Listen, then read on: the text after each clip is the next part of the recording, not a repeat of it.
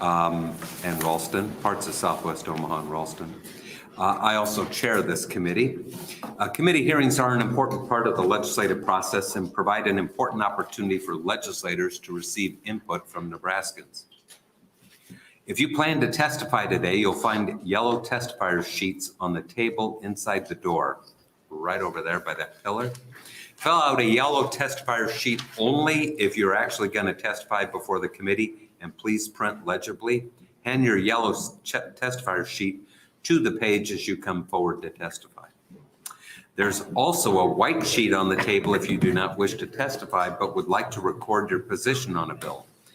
This sheet will be included as an exhibit in the official hearing record. If you're not testifying in person on a bill and would like to submit a position letter for the official record, all committees have a deadline of 12 noon, the last workday before a hearing. Please note that there is a change this year in position letters to be included in the official record. They must be submitted by way of the legislature's website at nebraskalegislature.gov. This will be the only method for submitting letters for the record other than to testify in person. Letters and comments submitted by way of the email or hand delivered will no longer be included as part of the hearing record, although they are a viable option to communicate your views with an individual senator. Keep in mind that you may submit a letter for the record on the website or testify at a hearing in person, but not both. We will begin each hearing today with the introducer's opening statement, followed by proponents of the bill, then opponents, and finally anyone speaking in the neutral capacity. We will finish with a closing statement by the introducer if they wish to give one. We ask that you begin your testimony by giving us your first and last names and spell them for the record. If you have copies of your testimony, bring up at least 10 copies and give them to the page. If you are submitting testimony on someone else's behalf, you may submit it for the record, but you will not be allowed to read it. We will be using the 3-minute light system. When you begin your testimony, the light on the table will turn green. The yellow light is your 1-minute warning. And when the red light comes on, we ask that you wrap up your final thought and stop.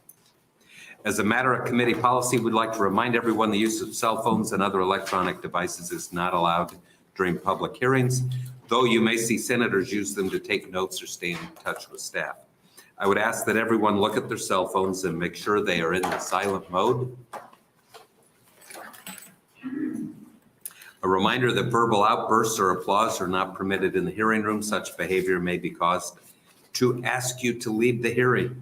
Since we've gone paperless in the Judiciary Committee, you'll see senators use their laptops to pull up documents and follow along with each bill. We tell you that because they're not like absorbed in Facebook or horsing around when they're doing that. You may notice committee members coming and going. That has nothing to do with how they regard the importance of the bill under consideration, but senators may have bills to introduce in other committees or have other meetings to attend to. And with that, we will have the senators introduce themselves, beginning with Senator DeBoer. Hello, everyone. Good afternoon. My name is Wendy DeBoer. I represent District 10, which is Northwest Omaha. Tom Brandt, District 32, Fillmore Thayer, Jefferson, Saline, and southwestern Lancaster counties. Terrell McKinney, District 11, North Omaha. Suzanne Geis, District 25, which is the southeast corner of Lincoln and Lancaster County. Julie Slama, District 1, Otoe, Nemaha, Johnson, Pawnee, and Richardson counties. So there's your senators for today's hearing. Assisting the committee today are Lori Volertson, our committee clerk, and Neil Erickson, our one of our 2 legal counsel. Our committee pages today are Bobby Busk and Logan Burtek, okay. We thank both of them for their service to the Judiciary Committee today. And with that, we will begin with Senator Pauls and his introduction of LB 833. And while Senator Pauls is getting situated, I will just offer this. From time to time, introducers have people that have come from some distance to testify. That's the case today. Everyone's going to get their opportunity to testify for or against or in a neutral capacity on all the bills that we'll hear today. But Senator Pauls has a list of what I would call invited testifiers. So we'll take those first, then take general proponents of the bill, Then we'll have opponents and neutral testimony. And with that, pardon me? Oh, and so that we know, Senator Kavanaugh, I think, has the next bill, pardon me, Dorn. And so we can tell Senator Dorn how much time before we're on to the next bill. How many people intend to testify on Senator Paul's bill? 1, 2, 3, 4, 5, 6, 7, 8, 9, 10, 11, about 11, 12. Okay, Senator Pauls, you may open. Welcome to the Judiciary Committee. Good afternoon, Senator, Lathrop, and members of the committee. My name is Rich, R-I-C-H, Pauls, P-A-H-L-S. I represent District 31, Southwest Omaha. LB 833 is intended to strike the statute of limitations for third party in civil cases of child sexual assault. I sent out an amendment yesterday, and I have, I think I'm sending it out. Yes, the pages are giving that same copy. I'm also enclosing a copy of the study by the Attorney General that came out in November. The amendment that I sent out and that you also received today corrects the bill to match our intent, which is to strike the statute of limitation for all third-party civil child sexual assaults cases not time barred at the time of the enactment of this bill, in all cases occurring thereafter. I want you to understand this bill does not enact a revival window which would renew time barred cases. And it does not hold public entities liable, which would be a violation of the State Tort Claims Act. The average age of a child sexual assault that a person comes forward is 52. And I have two excellent testifiers to follow who will speak to that issue. Our current statute of limitation limits it to 12 years after the plaintiff's 21st birthday. Simply put, a victim has until the age of 33 to pursue a civil action against a third party. If you can recall, I said 52 is the average age coming out. Ours states 33. I'm going to cut out some parts of my testimony because I do want to give some time for the expert witness. I know this bill falls on the heel of the Attorney General's report on clergy sexual abuse, which you should have in front of you right now. But it actually addresses the broader issue of third-party sheltering predators in general. Be that a youth organization, sports organization, the Boys and Girls Club, a daycare provider, or any institution that has enabled this kind of abuse. This will enable victims to pursue bad actors on their terms. And it will be as a deterrent to any institution that might seek to put their own interests above the safety of children in the future. I'm going to quit my comments right now, but I would like to add that the Attorney General does support this bill, and I do intend to make this my priority bill for this session. Do you have any questions? No need to answer. I suggest that the experts behind me know the importance of this bill. Senator Geist. Thank you for this. And you were going through a list of entities that this would affect. Right.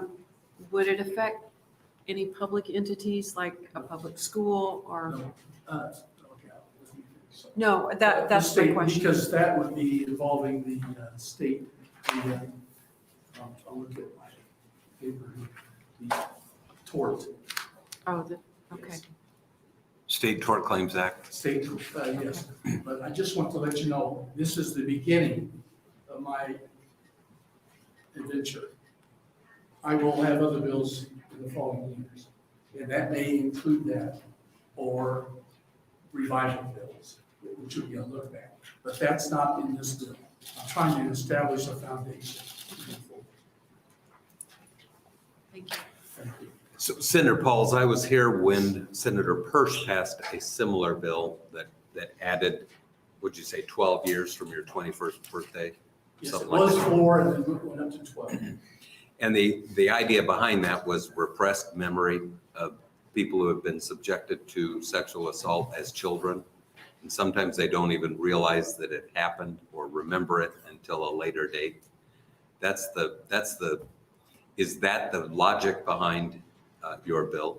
Yes, because as I said, 52 is when a lot of people all of a sudden it comes forward. Okay. And are the people who were going to, I have a list here of about 6 people, are they going to address that in their Yes. testimony? The Okay. first 2 testifiers. Okay. They Then- understand this topic. Then I'll leave it to their testimony and ask them questions if I have any. Thank you. Any other questions for Senator Pauls?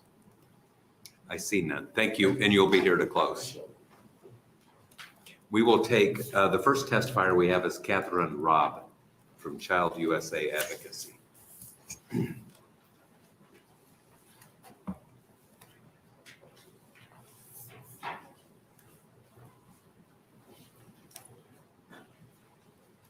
Good afternoon and welcome. Good afternoon. Thank you, Chairman and Chair members, committee members, excuse me. My name is Catherine Robb, Kathryn, Robb, R-O-B-B. I am the Executive Director of Child US Advocacy. We're a national organization. I testify all over the country on bills like this or any child protection bills. I am also a survivor of child sexual abuse. Child sexual abuse, as we can see just by watching the press, is a ubiquitous social problem that occurs in all social groups.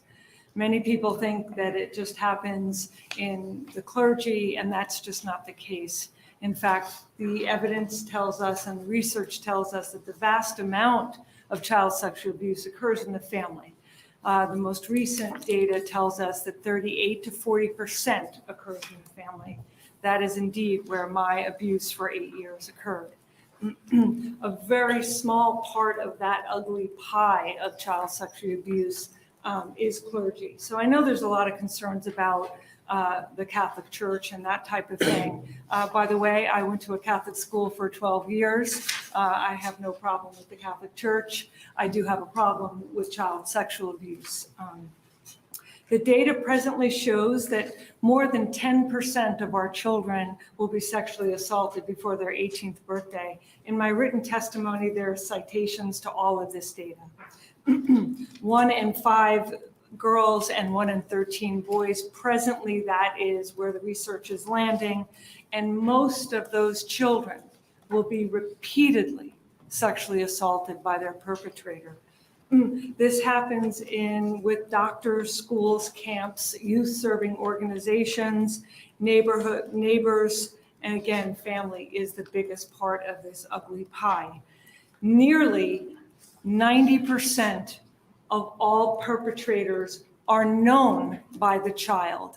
In fact, they tend to have a very close and trusting relationship with that child. I'd like to talk a little bit about the science of traumatology, if I may. So essentially, the way children's brains respond to trauma is a little bit different than the way the adult brain responds. So what happens when we're traumatized, as we all know, if you're almost in a car crash, for example, or a dog jumps out at you, you have that startle reflex, right? Your heart rate goes up, you start to feel sweaty, you may even feel a little sick to your stomach. Well, that is cortisol working in your body so you can do what? Fight, right? Freeze or flight, right? That is a normal response. But what happens to children that are under chronic stress, that those cortisol levels and the adrenaline levels within the brain of a growing child affect the architecture of that brain. It affects the neurotransmitters and the neurons themselves. In fact, we have data that suggests that the hippocampus in the brain shrinks when children are exposed to chronic stress. By the way, the hippocampus, for anyone who would like to know, is the memory keeper. That's where kids store memory. So then what happens, what we know is that then those kids not only suffer from memory issues, focus issues, concentration issues, but we know that they also struggle in school. So what does that do? That affects the state of Nebraska because schools are burdened with the cost of dealing with children that are suffering. It also affects social science, it affects our social systems that are supporting social workers, that types of thing, medical, it's across the board. So Let me- I'm gonna Yeah. stop you, Yep. okay? I'm confident there will be questions because I Sure. have some myself, but just because we gotta keep to the light Of course. system and enforce it equally Yes. and consistently, or I end up with problems. So let's. Senator, if I could just add one thing to wrap Sure. it up, I'm sorry. Right now, 17 states have eliminated their statute of limitation for child sexual abuse. 27 states have revival or window legislation. So this is a national movement. Okay. So do any of the members have questions?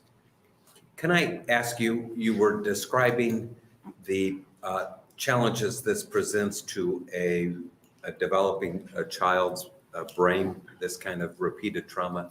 What's this do, or how does this play in to repressed memory and the point in time at which an adult realizes that this happened to them as a child? Are you the person to ask that question to? I believe I am, Senator. Okay, so why don't And we I'm have you so try to- grateful that you asked the question. So the science of traumatology and the science of delayed disclosure has told us that the trauma of childhood sexual abuse, especially repeated trauma, right? It causes depression, anxiety, eating issues, sleeping issues, all sorts of issues. It is, as a survivor myself, is not something that people shout at the rooftops, right? Especially if it's happening where most of it happens by someone they know and trust, right?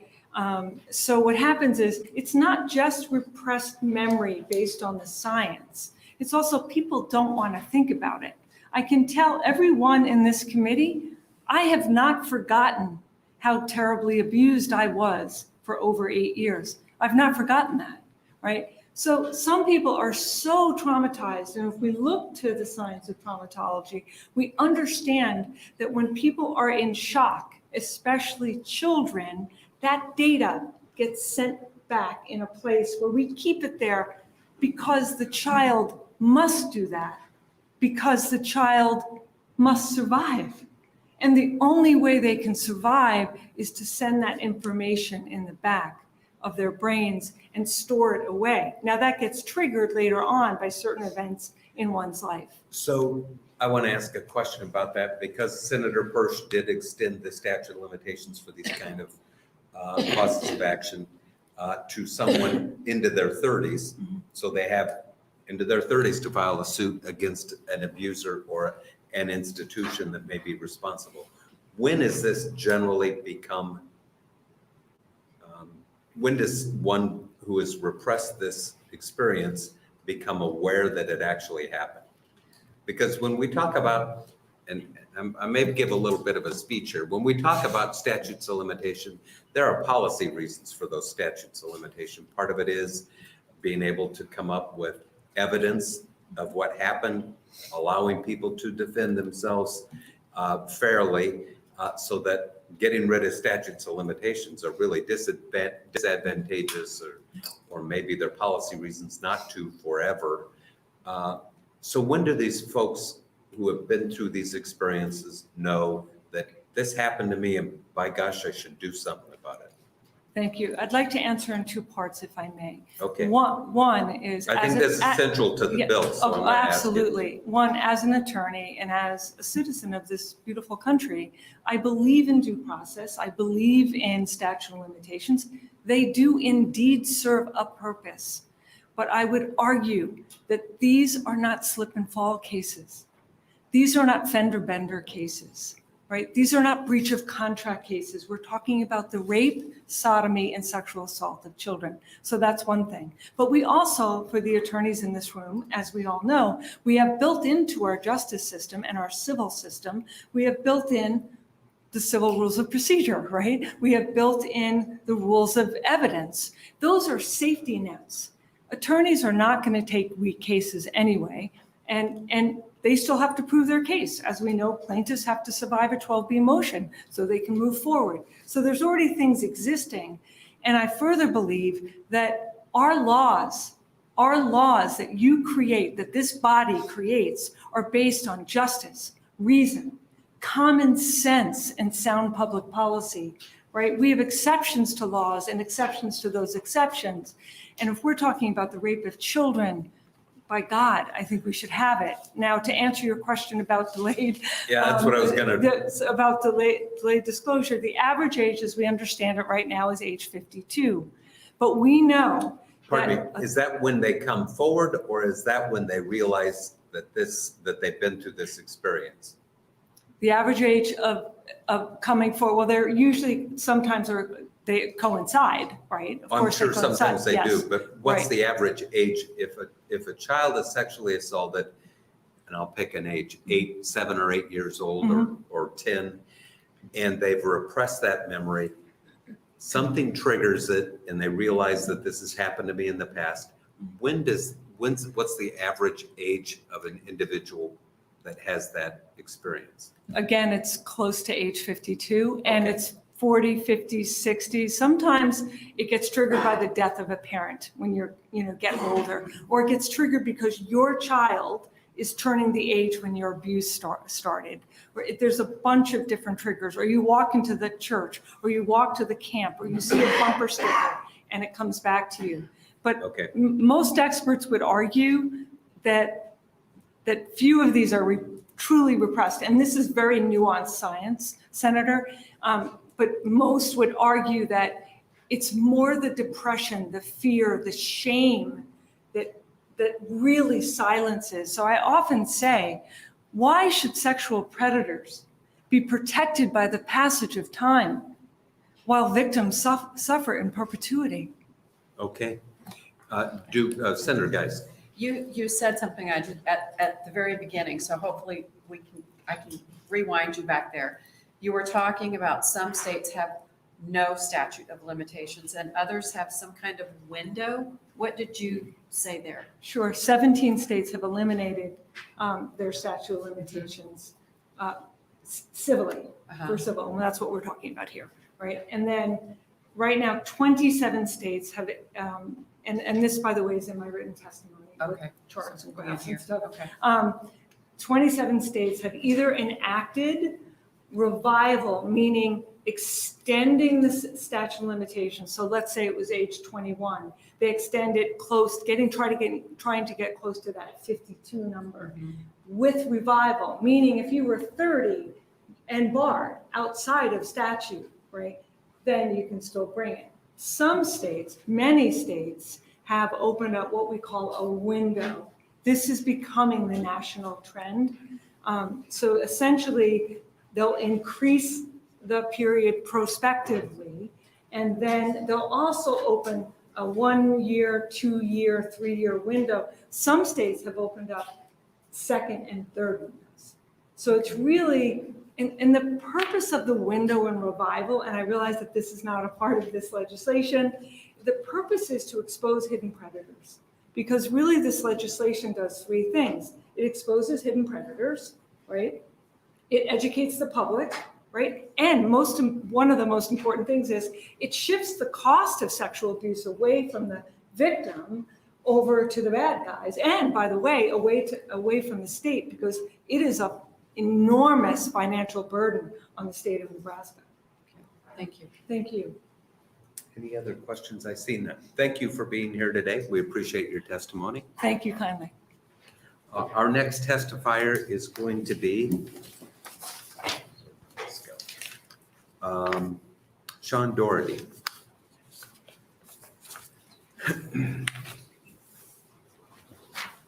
Good afternoon and welcome. Good afternoon. Thank you for having me.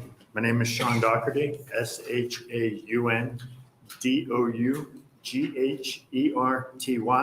I am the current president of the SNAP Network, which is the survivors network of those abused by priests.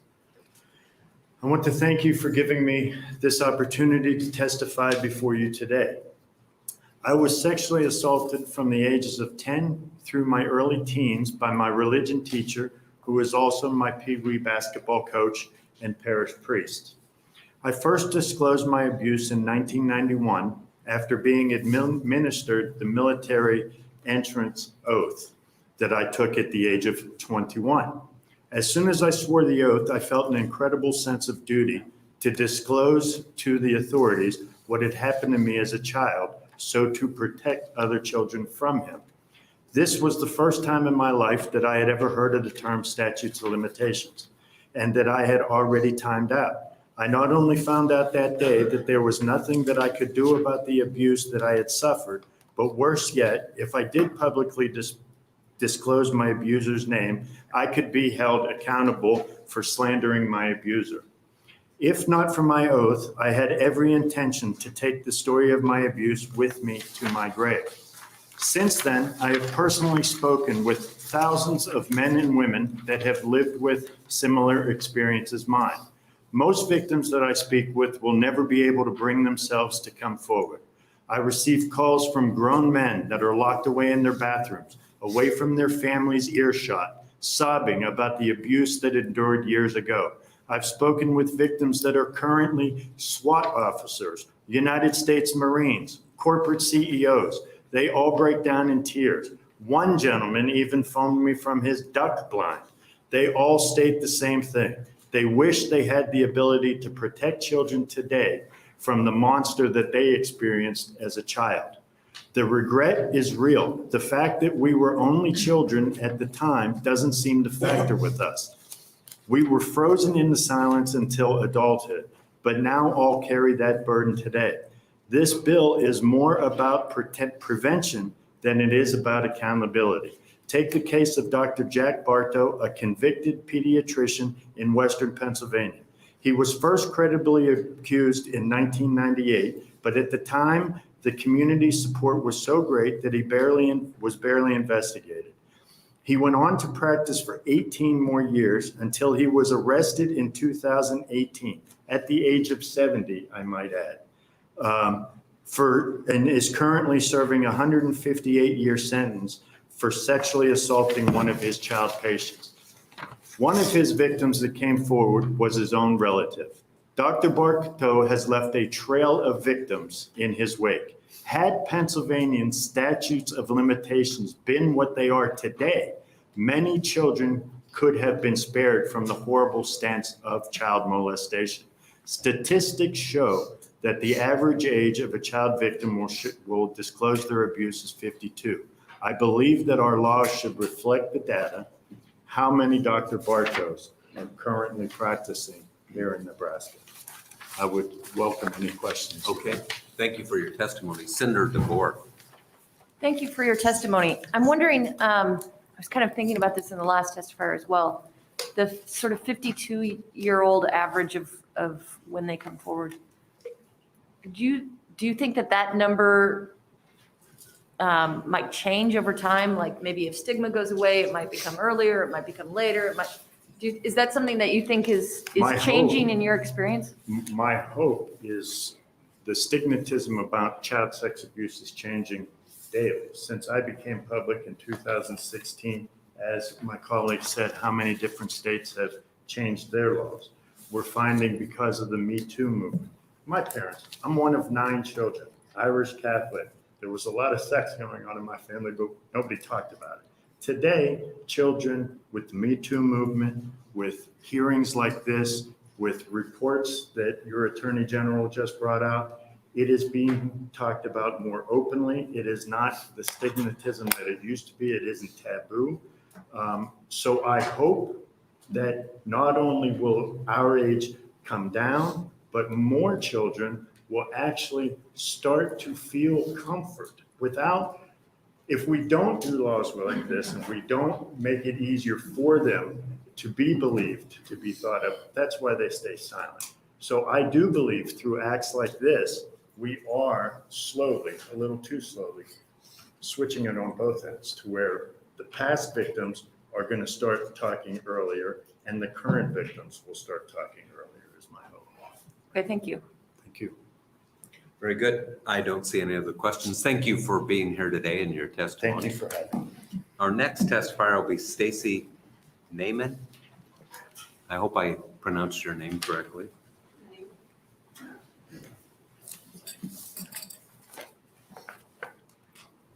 Good afternoon, welcome. Good afternoon, Chairman Lathrop and members of the Judiciary Committee. My name is Stacy, Stacey, Naiman, Naiman. Ms. Naiman, I'm going to ask you to speak up just a little bit so we can get a good transcription of your testimony. I live in Kearney, Nebraska, and I support Senator Rich Paul's bill to eliminate the statute of limitations for third parties in civil cases of sexual assault of a child.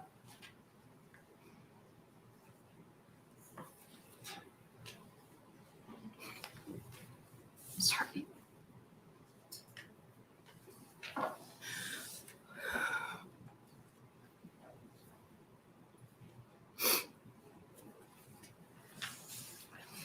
As I sat down to prepare my story, I struggled immensely.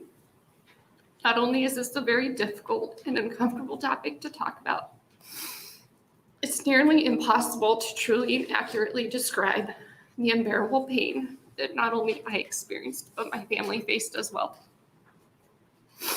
I was born and raised in O'Neill, Nebraska. I attended St. Mary's Catholic grade school and high school. In 1999, when I was 15 years old, I was groomed and sexually abused by a Catholic priest, Father Mark Merkel. He was my religion teacher, and he also taught me morality as well. The abuse started after having major back surgery to remove a tumor from my spine. At a very vulnerable time, I needed someone to talk to, and he was always there to listen. However, he soon changed the course of our conversations, and he began talking sexually to me, as well as touching me inappropriately. He told me all the things he fantasized about doing to me, and he described these in great detail on numerous occasions. I was never comfortable, and I told him to stop several times, but he never listened and the abuse continued. Within months, I started slowly slipping into a deep depression. I no longer found joy in anything. I cried daily. I struggled to get out of bed, yet had trouble sleeping.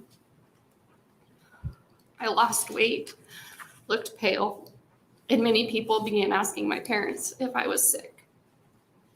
Nobody could understand why I was falling into such a deep depression, not even myself. The effects of the abuse were debilitating, and the shame and guilt consumed me. I attempted suicide and carved "go to hell" into my leg. I spent numerous days at the doctor's office. I also had to go to school and face the rumors, the bullying, and the disgraceful looks, all alone. My parents, who are with me here today, were my only saving grace. In 1999, my case was investigated by the Nebraska State Patrol. After taking my statement, they questioned Father Merkel. He admitted to everything in my report. However, the investigators told us that we had no grounds to press charges. The county attorney reiterated that legal action could not be pursued in my case. I was devastated, defeated, and lost all hope for justice. 5 years later, in 2004, my case was reopened only to be quickly closed again. An officer from the Nebraska State Patrol called and asked if I could remember anything else that may have happened. After replying no, he stated they were going to close my case. At the time, I didn't understand that it was because of the Holt County attorney's decision to not prosecute. This brought back many emotional memories I had previously suppressed in an attempt to move on with my life. My depression came back with a vengeance, and I found myself contemplating suicide again. After 2 unsuccessful attempts to address my abuse through the Nebraska legal system, my parents and I turned to the Catholic Church and Archbishop Eldon Curtis of Omaha Diocese. All 3 of us wrote him letters Unfortunately, even though Father Merkel admitted to the sexual abuse, there was still no accountability or justice in my case, and he wasn't laicized until 2006. In 2018, the Nebraska Attorney General's office opened my case for a third time. After an investigator with the Nebraska Department of Justice interviewed Catholic Church officials, and reviewed documents from my case, it was determined a crime did indeed happen. After nearly 20 years, I finally felt heard and the crimes against me validated. However, because of the statute of limitations, my family and I are no longer able to pursue charges, and there remains no justice in my case. For me, this is about justice and preventing an admitted sexual abuser from victimizing additional children, families, and communities. Why is there no accountability? Just because a crime happened years ago doesn't mean it should be disregarded. In 1999, we did everything right. We reported the abuse to law enforcement. It was investigated and determined to be true. In fact, Father Merkel admitted to it, yet we were not allowed to press charges. If LB 833 passes, it will protect children from these third-party institutions, and it will force them to confront their inaction. I'm going to ask that. There may be questions, but I have to observe that 3-minute light so everybody has an opportunity to testify. It's the worst part of this job is enforcing the red light. But do any of the members have questions for this testifier? I don't have a question. I just want to express my appreciation for the courage it shows for you to come here today and testify. I can't imagine what you've been through, but I can tell you that we see people who come and tell their stories to this committee when they want a change in the law. And the courage you show today to come forward in a very public way and share your account is impressive. And I want to acknowledge that and thank you for being here today. Thank you. Okay. Thank you. I think we're going to hear from one of your parents too, right? Okay. Deborah Dabin would be the next testifier.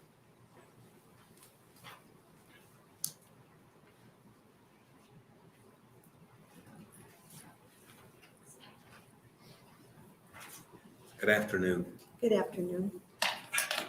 Deborah Dappen, DebraDappen.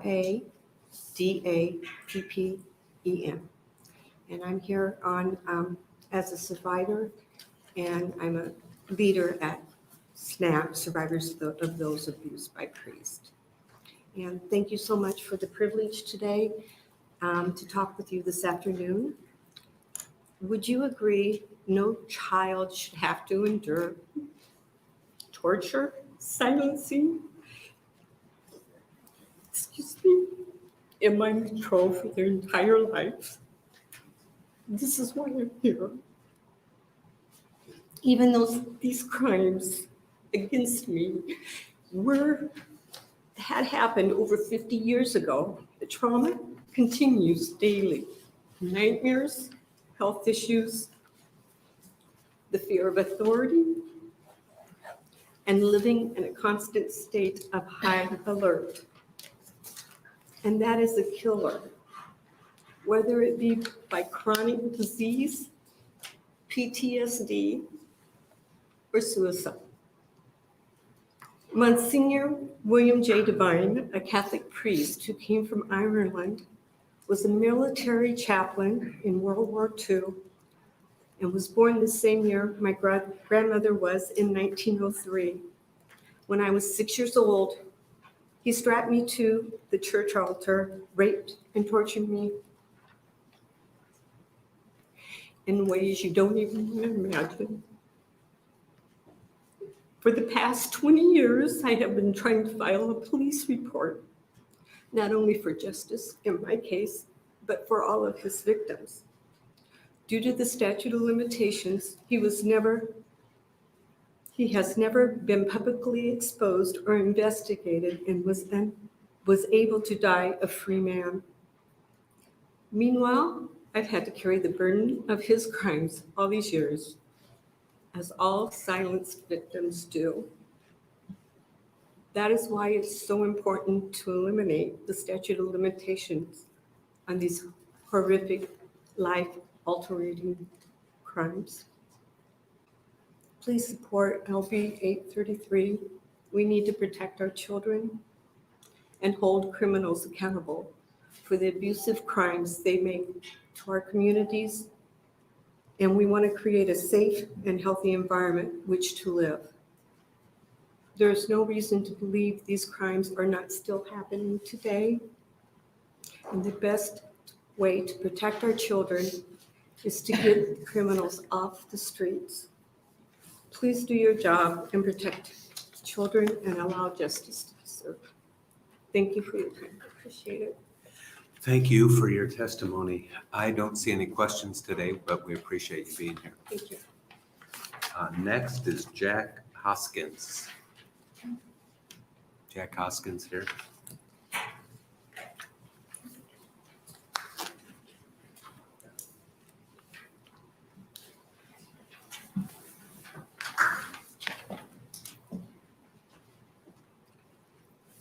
Good afternoon and welcome.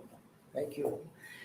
My name is Jack Hosking, Hosking, 12733 Davenport Plaza, Omaha. I want to thank all the senators for sharing their time with us. I particularly want to thank Senator Pauls for his courage to bring this issue forward. The purpose of this bill any of these bills that has to do with sexual abuse are vast, difficult, and perhaps can only be taken one little step at a time. But victims have been lost for years and trying to find a way to come forward, to get rid of the bad feelings, some of which we've heard here today. I'm closely involved with this, what happens to an abused child. I've been involved in attempts at changing the statute of limitations several times now, the last being Senator Chris. It always seems to run into little problems in understanding what good you senators can do. I don't think there's anybody in here in this room that doesn't understand the extreme difficulty created not only in victims, but also in the families.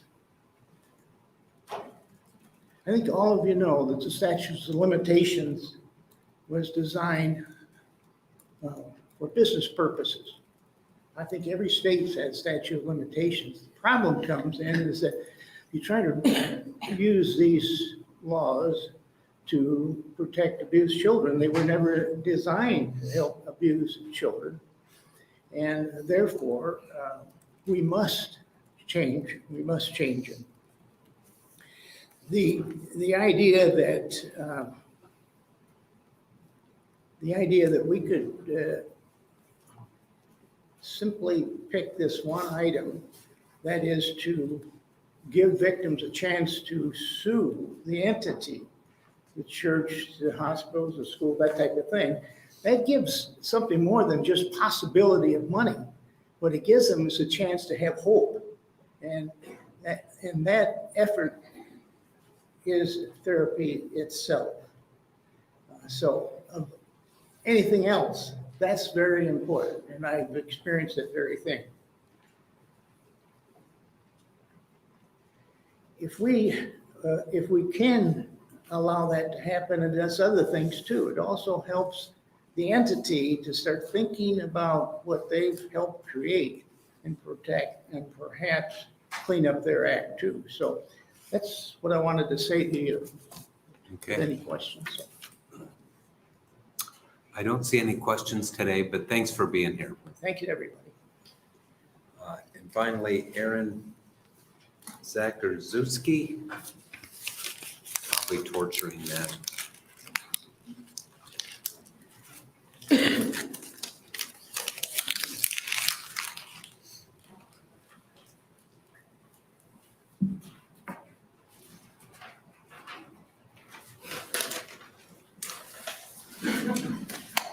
Good afternoon and welcome.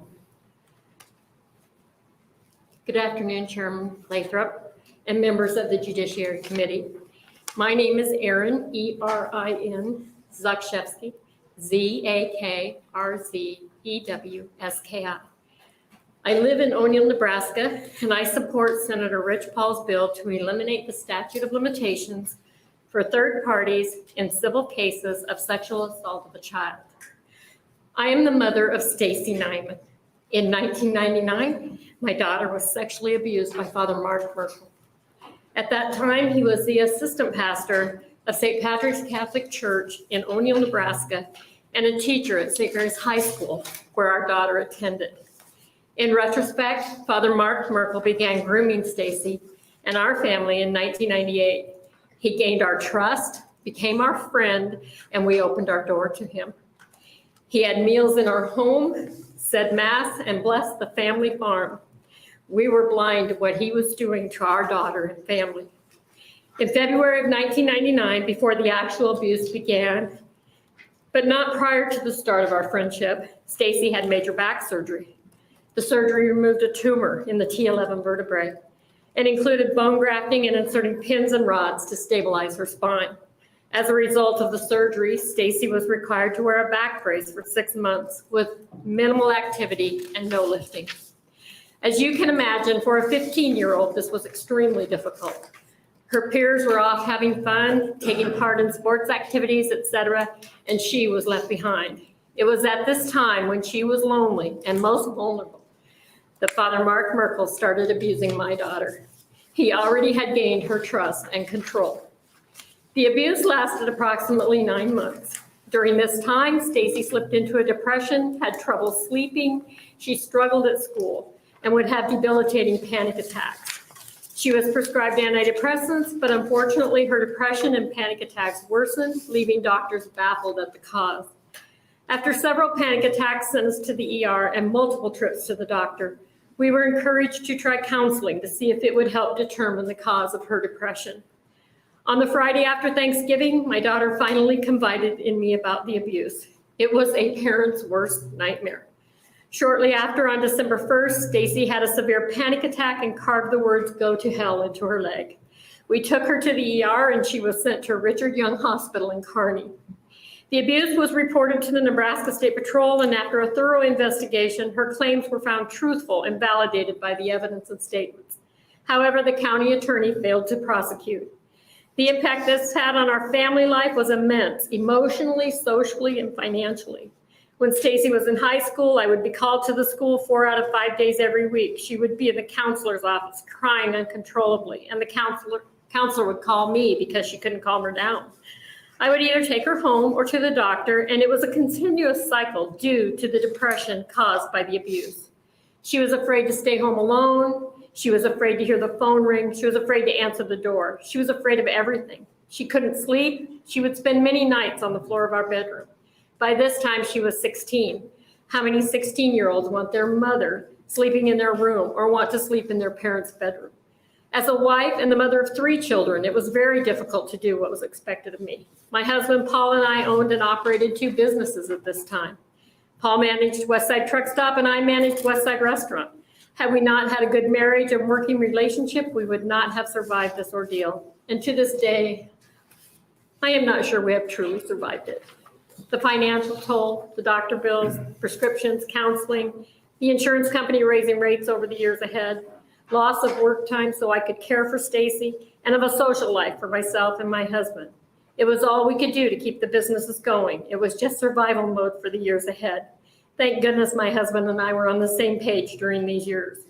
Our daughter was robbed of her childhood, her innocence, her high school years, because this man wanted to pleasure himself. He had total disregard for our daughter and our family. I want what is best for my child. No words would ever describe watching my child suffer and the effect this has had on my family. As a mother, and because of what my daughter and our family experienced, I urge you to vote in favor of Senator Paul's bill and pass it. I never want another child or family to experience what we have been through. And this bill is the first step towards making that possible. Thank you. Sure. Senator Brandt. Thank you, Chairman Lathrop. Thank you for your testimony. Did the county attorney explain why he did not prosecute? He told us that the law didn't allow him to prosecute. Did you follow up on that to see if what he was saying was factual? Who do you follow up with? That's a great question.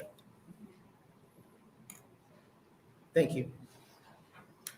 I do not see any other questions. Again, thanks for being here. I know it's not easy, but we appreciate you coming before the committee and sharing that. Thank you very much. We will now open the floor to proponent testimony. So if you're in favor of the bill, you may come forward. Is there anyone here to testify in support of the bill? Sure. I will ask, if you're going to testify today, if you have prepared remarks, we have to honor the light system. It seems sort of like nitpicky, but as soon as I don't make everybody honor the light system, then I get people that are upset when I have to enforce it. So if you have prepared testimony and you run out of time, we'll have copies of that, and we will take a look at it and be able to see the balance of your testimony if you run out of time. And with that, welcome to the Judiciary Committee.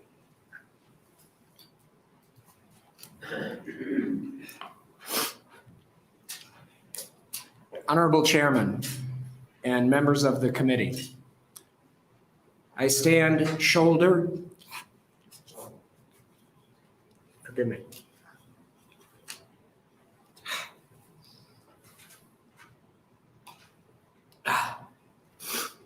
I stand shoulder to shoulder with other sexual assault survivors in supporting LB 833.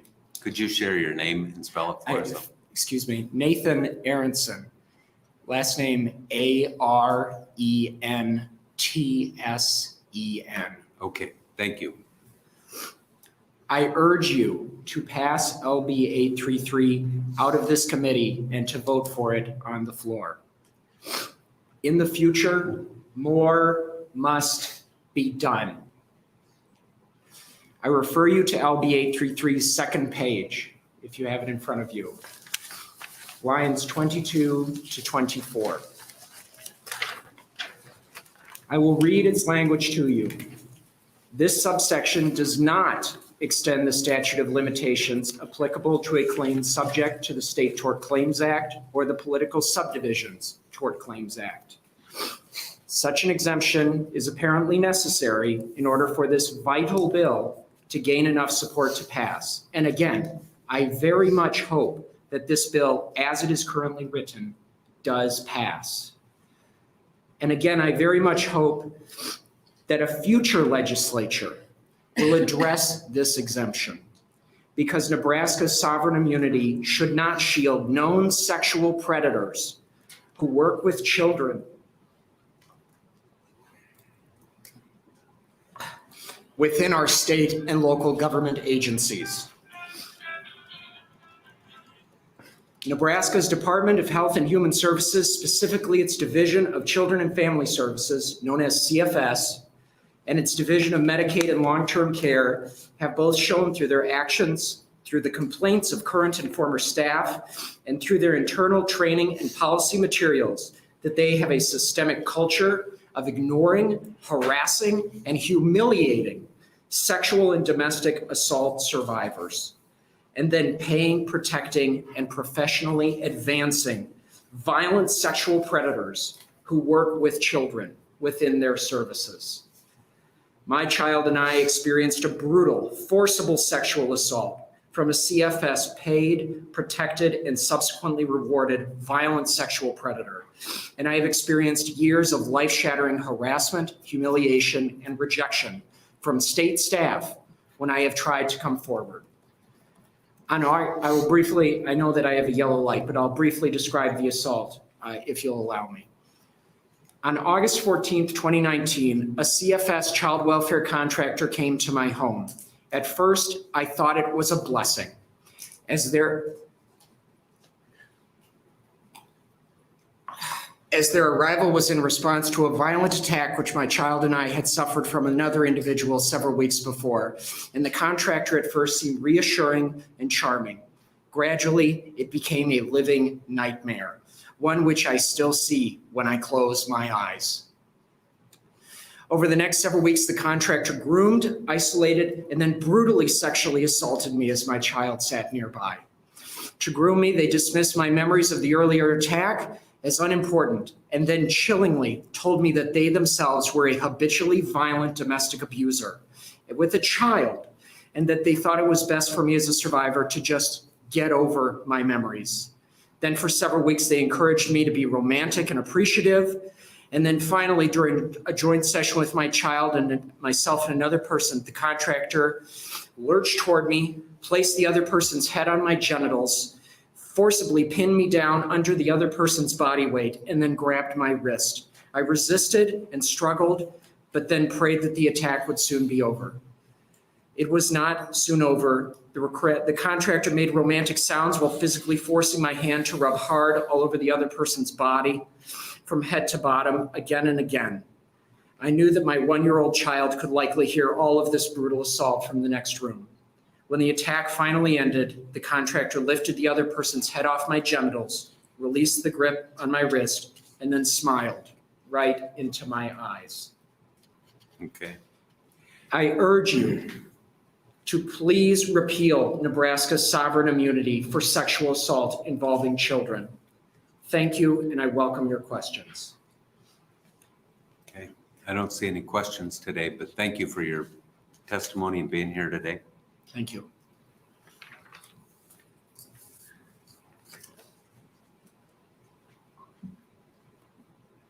Anyone else here to testify as a proponent of LB 833? Okay, we will take opponent testimony. If you're in here to testify in opposition to LB 833, you may come forward.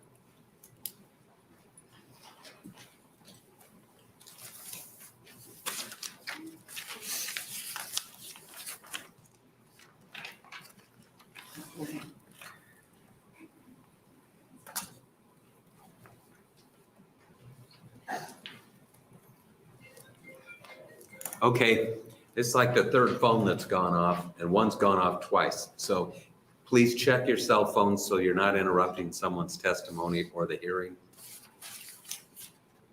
Oh.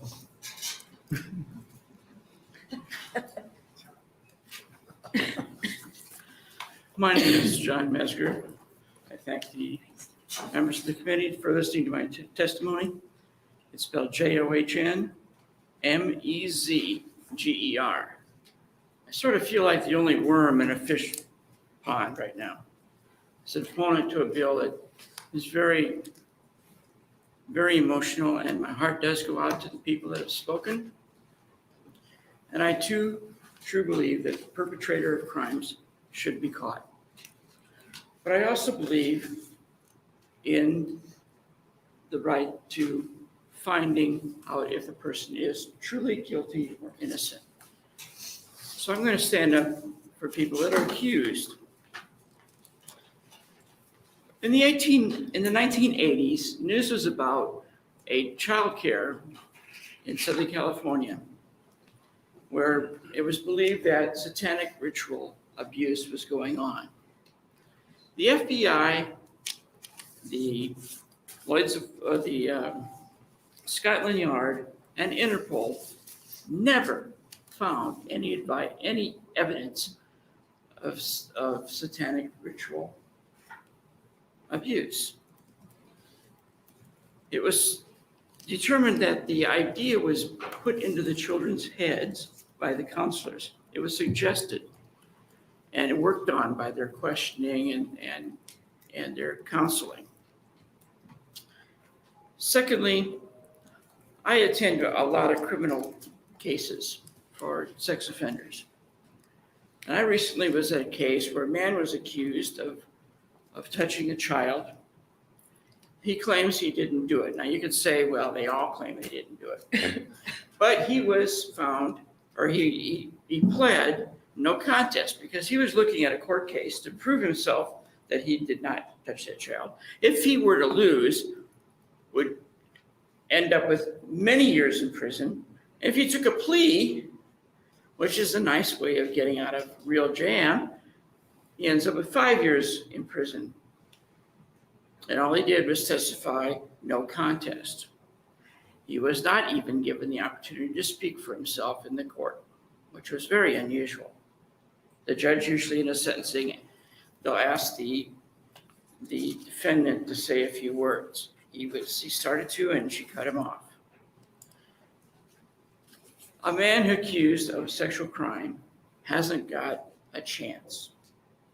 He's guilty the minute somebody testifies and cries in front of the jury or in front of the judge. Because to go to court, the penalties are so strong that you end up taking a plea. I want to talk about false memory. False memory came up in the trial from Miss McKinsey in the latest trial last month, in the sex trial. One of the cases was dropped because of false memory. I've given you a piece of paper and I will abide by the red light. I appreciate that. Let's see if there's any questions for Is you. there any questions?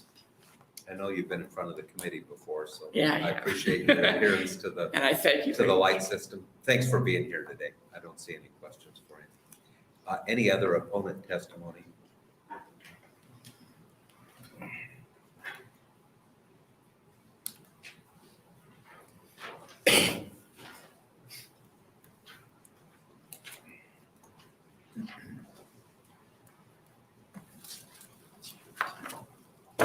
Senator Lather, members of the committee, good afternoon.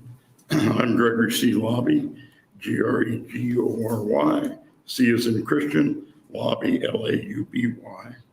I oppose 833, eliminating the statute of limitations for civil claims based on allegations which do not require collaboration or conviction.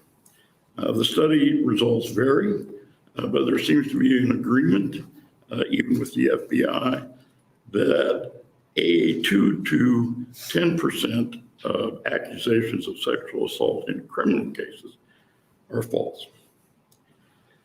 With that in mind, I would like to read a portion of the Commentaries on the Laws of England by William Blackstone, written in 1765 through 1769. Quote, the use of the statute of limitations is to preserve the peace of the kingdom and to prevent innumerable perjuries which might ensue if a man were allowed to bring an action for any injury committed at any distance of time. Upon both of these accounts, the law therefore holds that, and rather than mangle the Latin phrase, I'll just read the translation I have, which is, in the interest of society as a whole, litigation must come to an end. Resuming the quote, upon the same principle, the Athenian laws in general prohibited all actions where an injury was committed 5 years before the complaint was made. And if therefore, in any suit, the injury or cause of action happened earlier than the period expressly limited by law, the defendant may plead the statute of limitations in bar. The protection of a statute of limitations is so deeply rooted in the history and traditions of Western civilization that it may be protected by the Privilege and Immunities Clause of the 14th Amendment. My question, which I hope Senator Pauls will answer before the end of this hearing, is that without a protection from the statute of limitations, what does the state have to protect it if a false accusation is made against the deceased? I believe providing funding for access to competent treatment to speed trauma recovery and healthy closure would be more beneficial to the victim and to the community, but less dangerous to the blameless and the integrity of the court than elimination of the statute completely. The danger of this bill is clear from the exception given to law enforcement and other state government employees. If there are no further questions or no questions, I thank you for your attention. I don't see any questions. Thanks for being here. Thank you. Next opponent.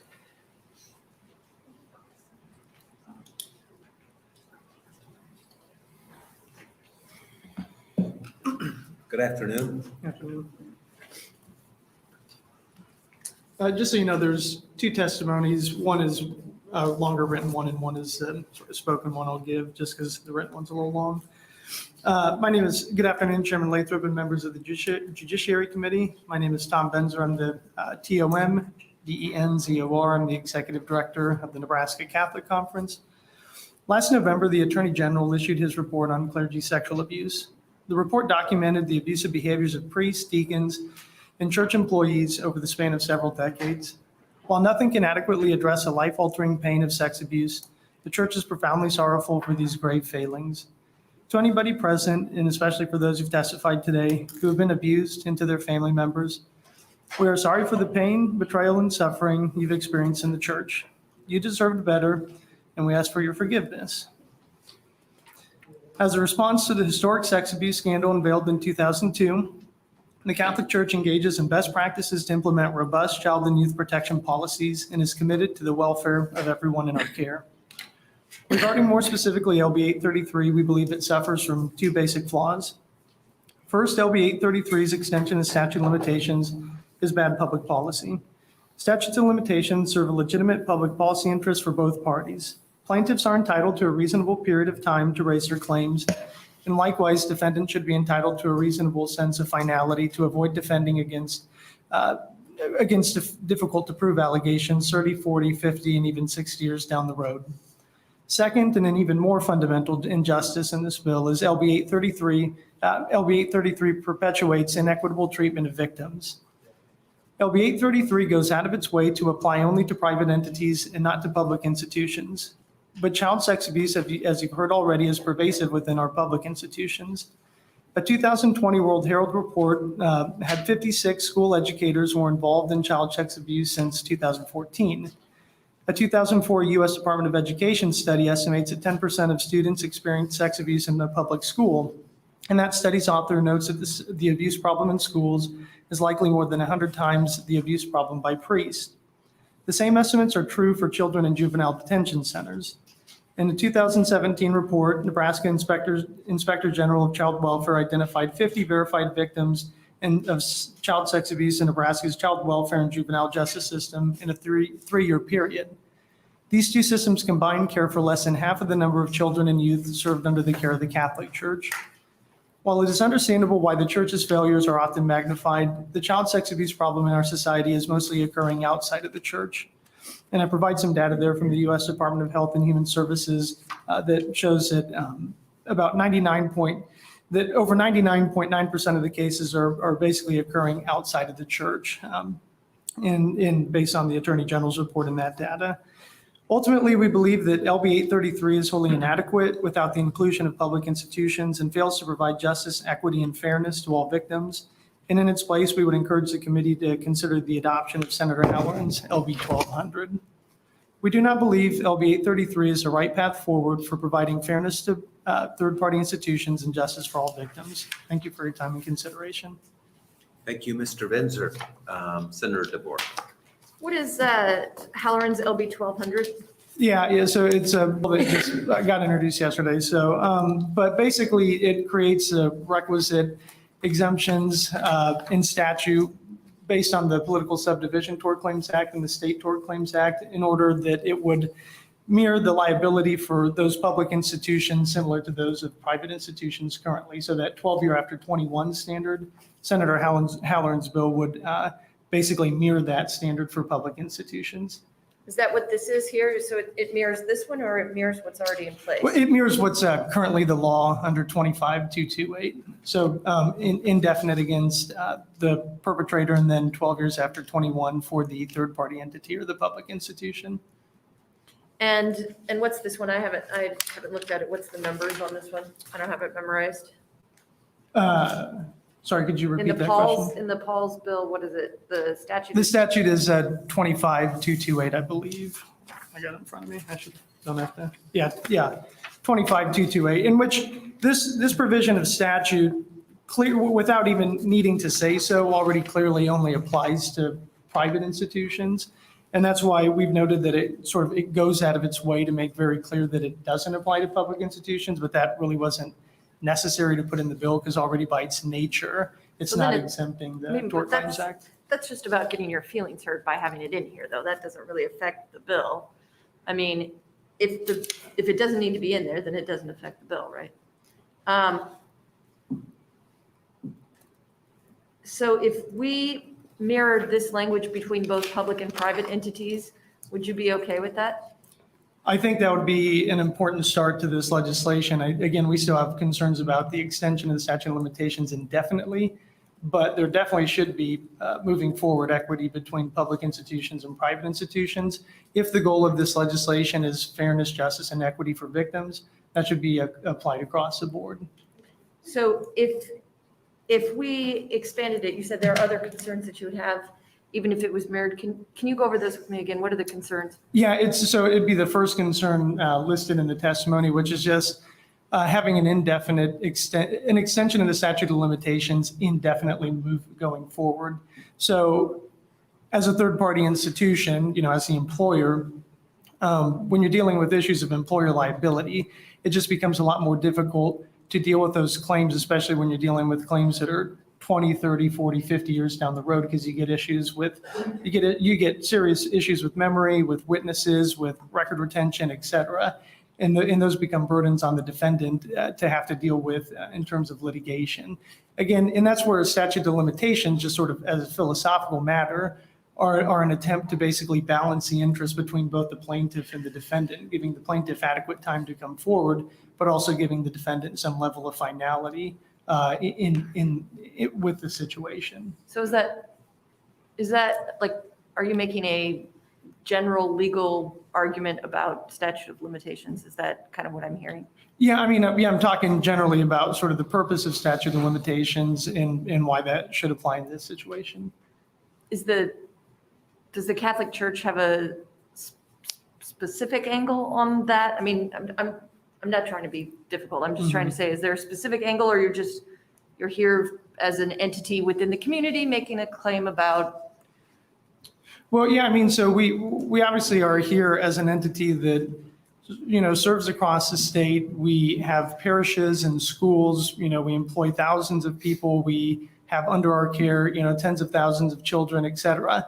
So we do have an interest, obviously, in ensuring that when it comes to these situations, that there's an adequate balancing between the ability for plaintiffs to come forward with their claims.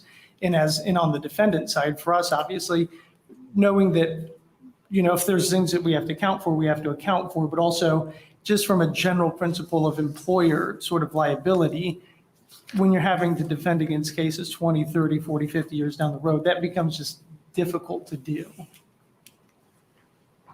And so in those kind of things ultimately have an effect on the institution, on our mission, et cetera, and the things that we do. And so that I think that's just probably going to be a general concern that any third-party institution or entity is going to have, not just sort of the church, but it's going to be the youth soccer league, it's going to be the grocery store, it's going to be whomever. Typically, I hear those being argued as an attempt to prevent the state from stale claims or things, but I take your point. All right, thank you. I'm sorry. Senator Geis. Thank you for your testimony. And I do have a question, since you're the opponent who actually represents a third party. So as an employer, what would you do to protect yourself? What things have you put in place? I would say, as the Catholic Church, this has been a difficult situation. So I'm guessing that there are some things you've put in place to make sure this doesn't happen again, or could you speak to that?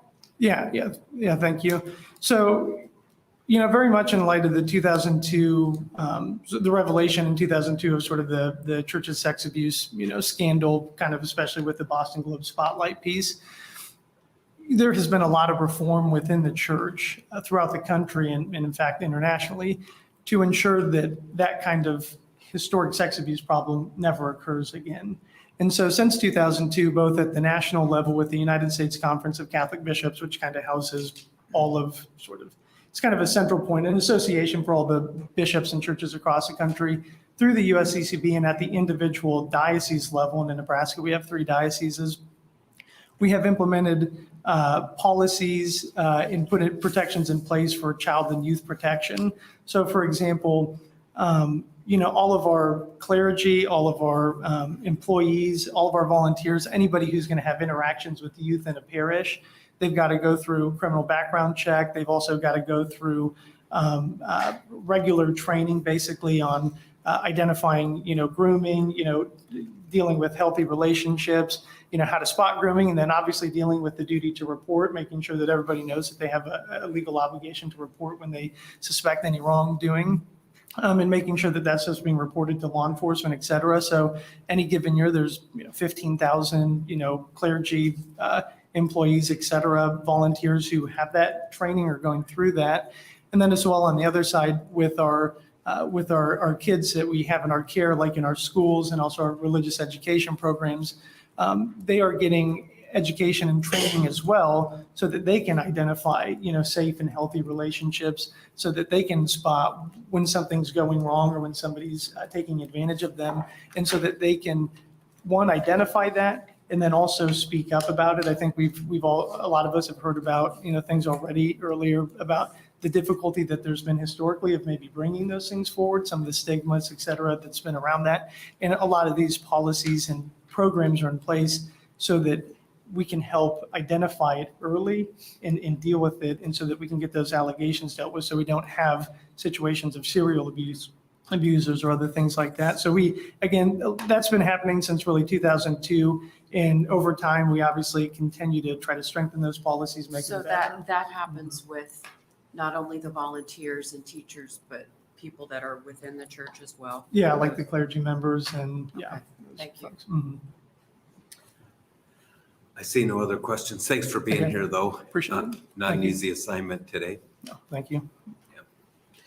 Any other opponents to LB 833?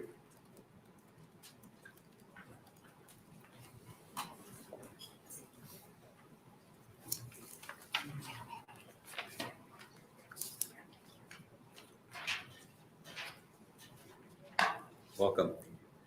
Good afternoon, Chairman Lathrop and members of the Judiciary Committee. My name is Colleen Nielsen, that's spelled COLEENNIELSEN, and I'm the registered lobbyist for the Nebraska Insurance Information Service. NIIS is a local trade association of property and casualty insurers doing business in Nebraska. I'm also testifying on behalf of the Nebraska Insurance Federation, and I'm testifying in opposition to LB 833. Nebraska Revised Statute 25228, the statute that this bill amends, currently provides that there not be any time limitation against an individual who directly causes injuries or suffered by a child because of sexual assault. The current statutory limitation on entities is already a lengthy one at 12 years after the plaintiff's 21st birthday. This bill would remove this limitation entirely. As discussed, entities could include shopping malls, daycares, foster care facilities, amusement parks, and private schools. Entities become liable when they owe a duty of care to a child and the entity is deemed negligent in a way that allowed a sexual assault to occur. These entities will most likely be insured by a business liability policy. The policy obligates an insurer to defend an insured against any suit seeking damages because of personal injury covered in that policy.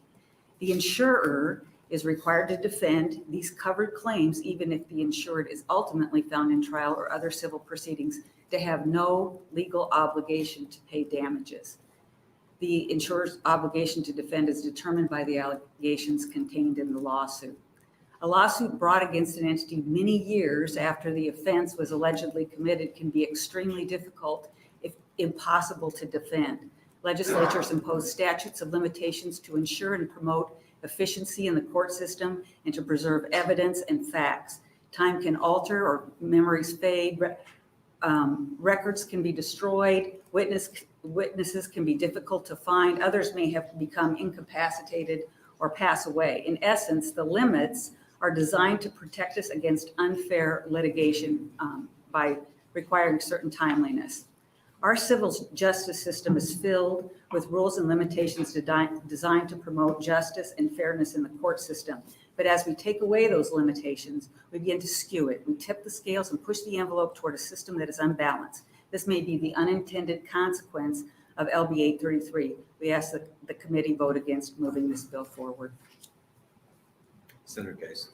Thank you. I'm not an attorney, so this is probably not a smart attorney question, but since I'm not one, it doesn't matter.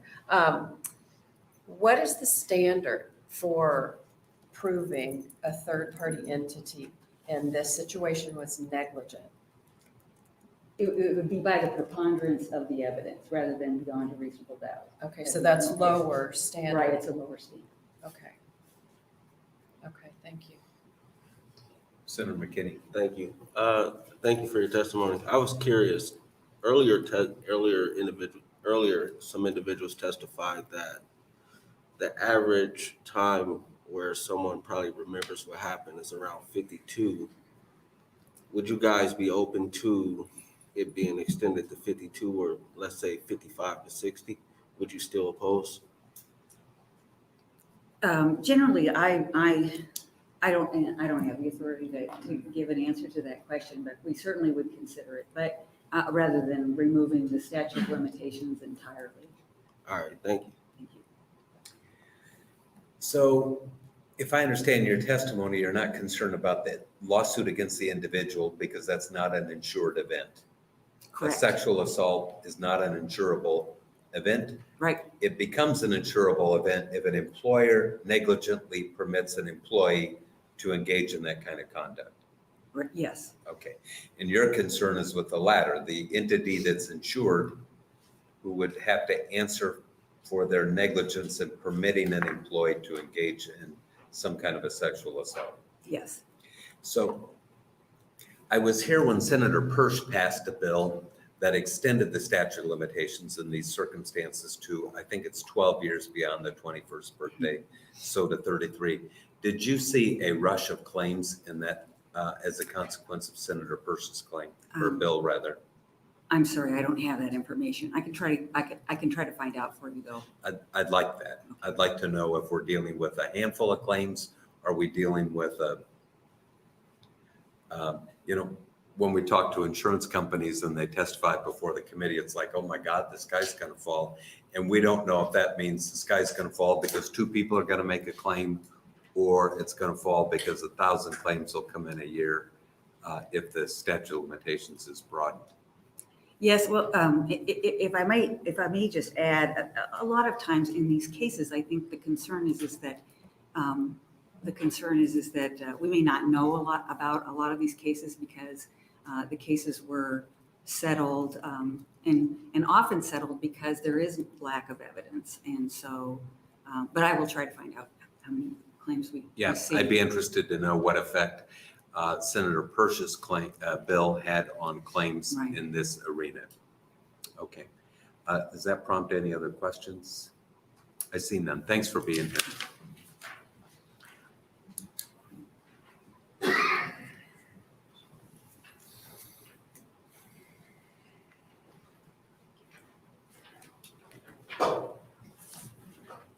Good afternoon, afternoon. Chairman Lathrop, members of the committee. For the record, my name is Corby Gilbertson. It's spelled Korby Gilbertson.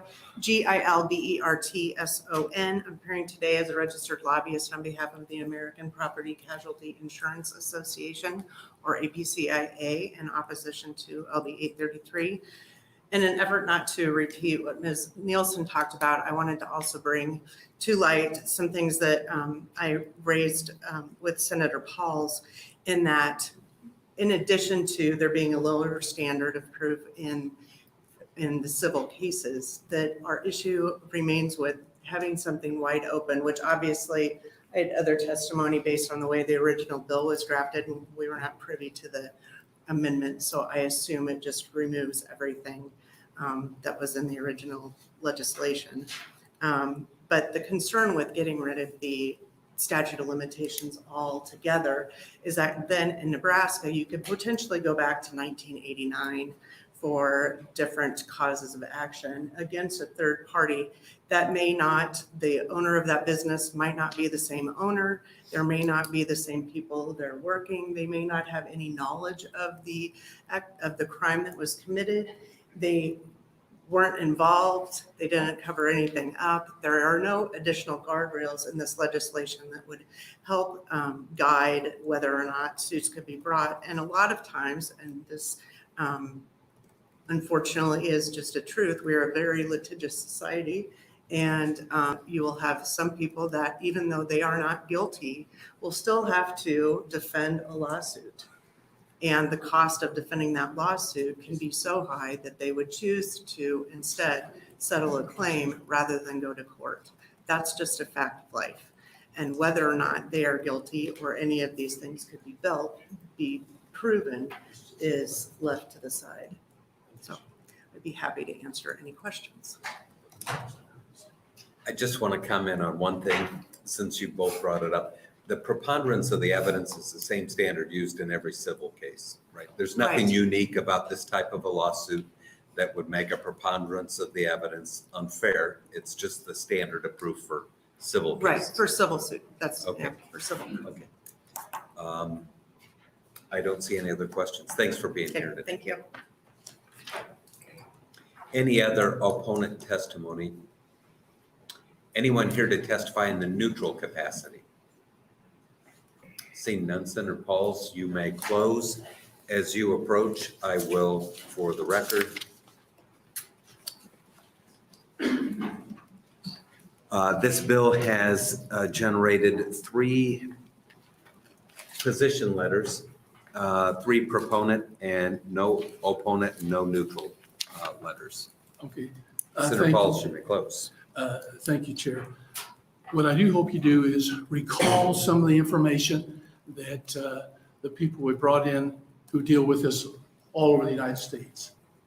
And also, what you think about this, when we all know what insurance is. They're there to make money. So they're going to try to find the easiest way. That's just life. I know that because I was chair of banking, commerce, and insurance. I know what they do. Doesn't make them bad. I just know what to do. That's it. And also, I understand, I did try to stay out of the bringing the Catholic Church involved. I did give you the booklet that the Attorney General did supply. This was his work. And he even said out of the 258 people, they probably missed a number of them. They had a team of people investigating, and they captured 258 people. But they still had questions that they did not capture. And one of the reasons I made it very clear that I was going to take this one step at a time. Now, the Catholic Conference, they want to put this in there because they want to mess this bill up. I will go after that in the future. I need to start to establish something. That's the game plan I have here. So just to be honest with you, I'm going to read 2 quotes out of this, and I wasn't going to do it, but I want you to be so curious what's in this report from the Attorney General. And these are not my words. This is talking about the Bishop Rukowitz of Lincoln, who did not sign the charter. He did not sign. I think he was the only one in the United States, in Lincoln.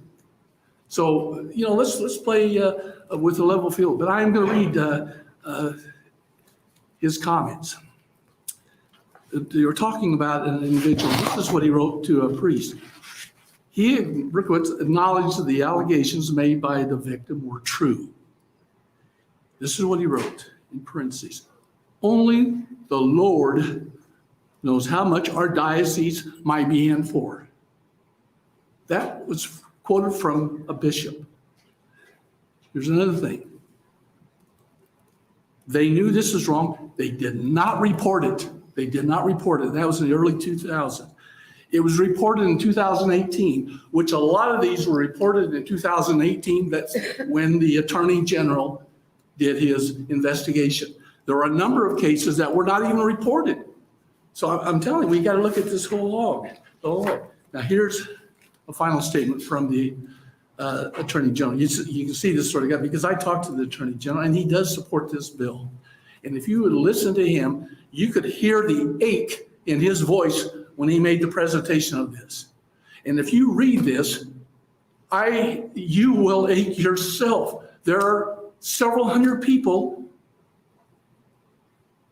If this book, as I stated earlier, when I was being reported from a reporter, I said, if this book could cry, there would be a river of tears.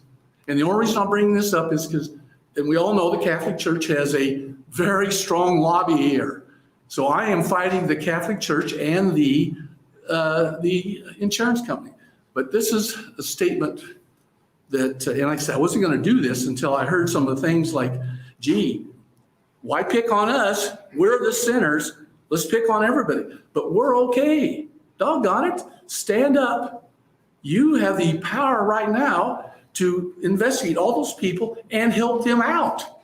I don't hear that. You just say, we're sorry, we're apologizing. I'm telling you, you need to help them out. But here, getting back to my final quote, I apologize for taking so much time.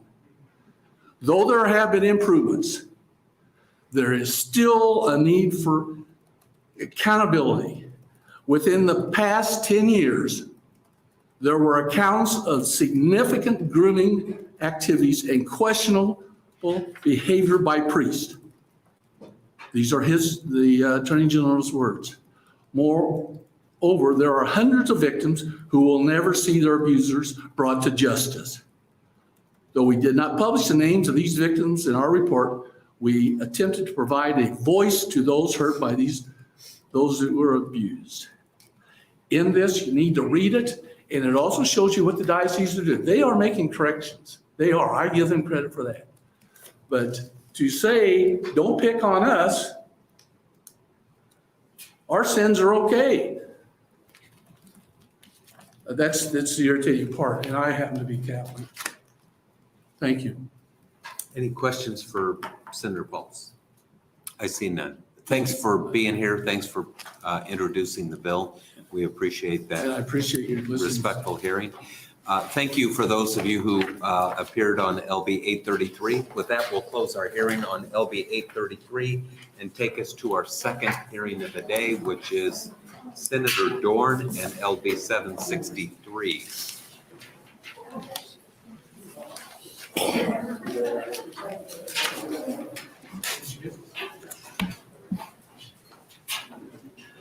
Since we have a lot of people moving around, let's wait just a second so that.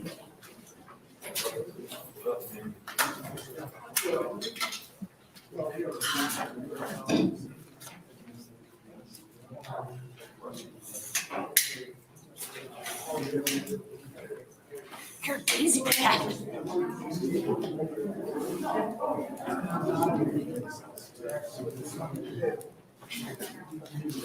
Hey, Fred. Now, you guys take that outside. Still going to the right place?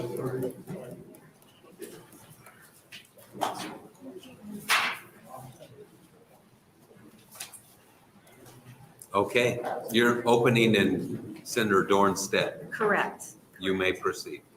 Good afternoon, Senator Lathrop and members of the committee. My name is Janet Anderson, JANETANDERSON. I'm the legislative aide for Senator Myron Dorn, and I'm introducing 763 today.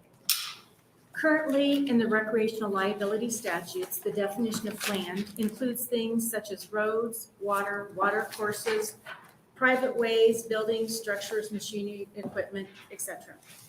The definition of recreational purposes includes activities like hunting, fishing, swimming, boating, camping, picnicking, pleasure driving, etc.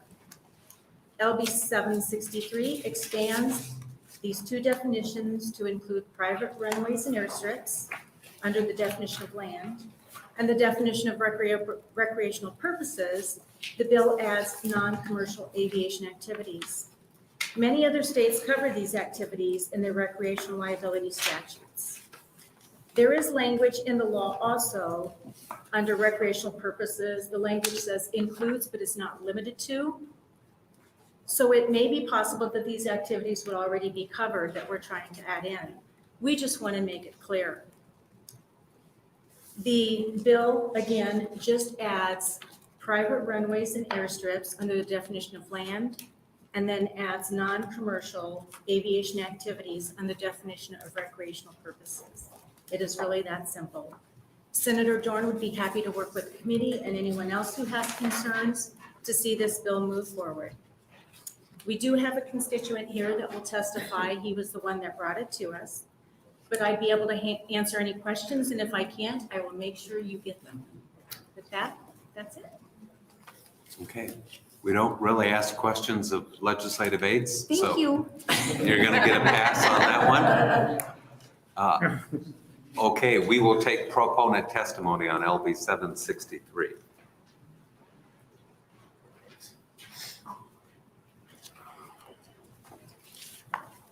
Hi, good afternoon, everyone. Good afternoon. My name is Brad Dusenberry. It's B-R-A-D, D-U-S-E-N-B-E-R-Y. I'd like to thank you all for the opportunity to testify on Bill LB 763 for language to add aviation to Nebraska's RUS.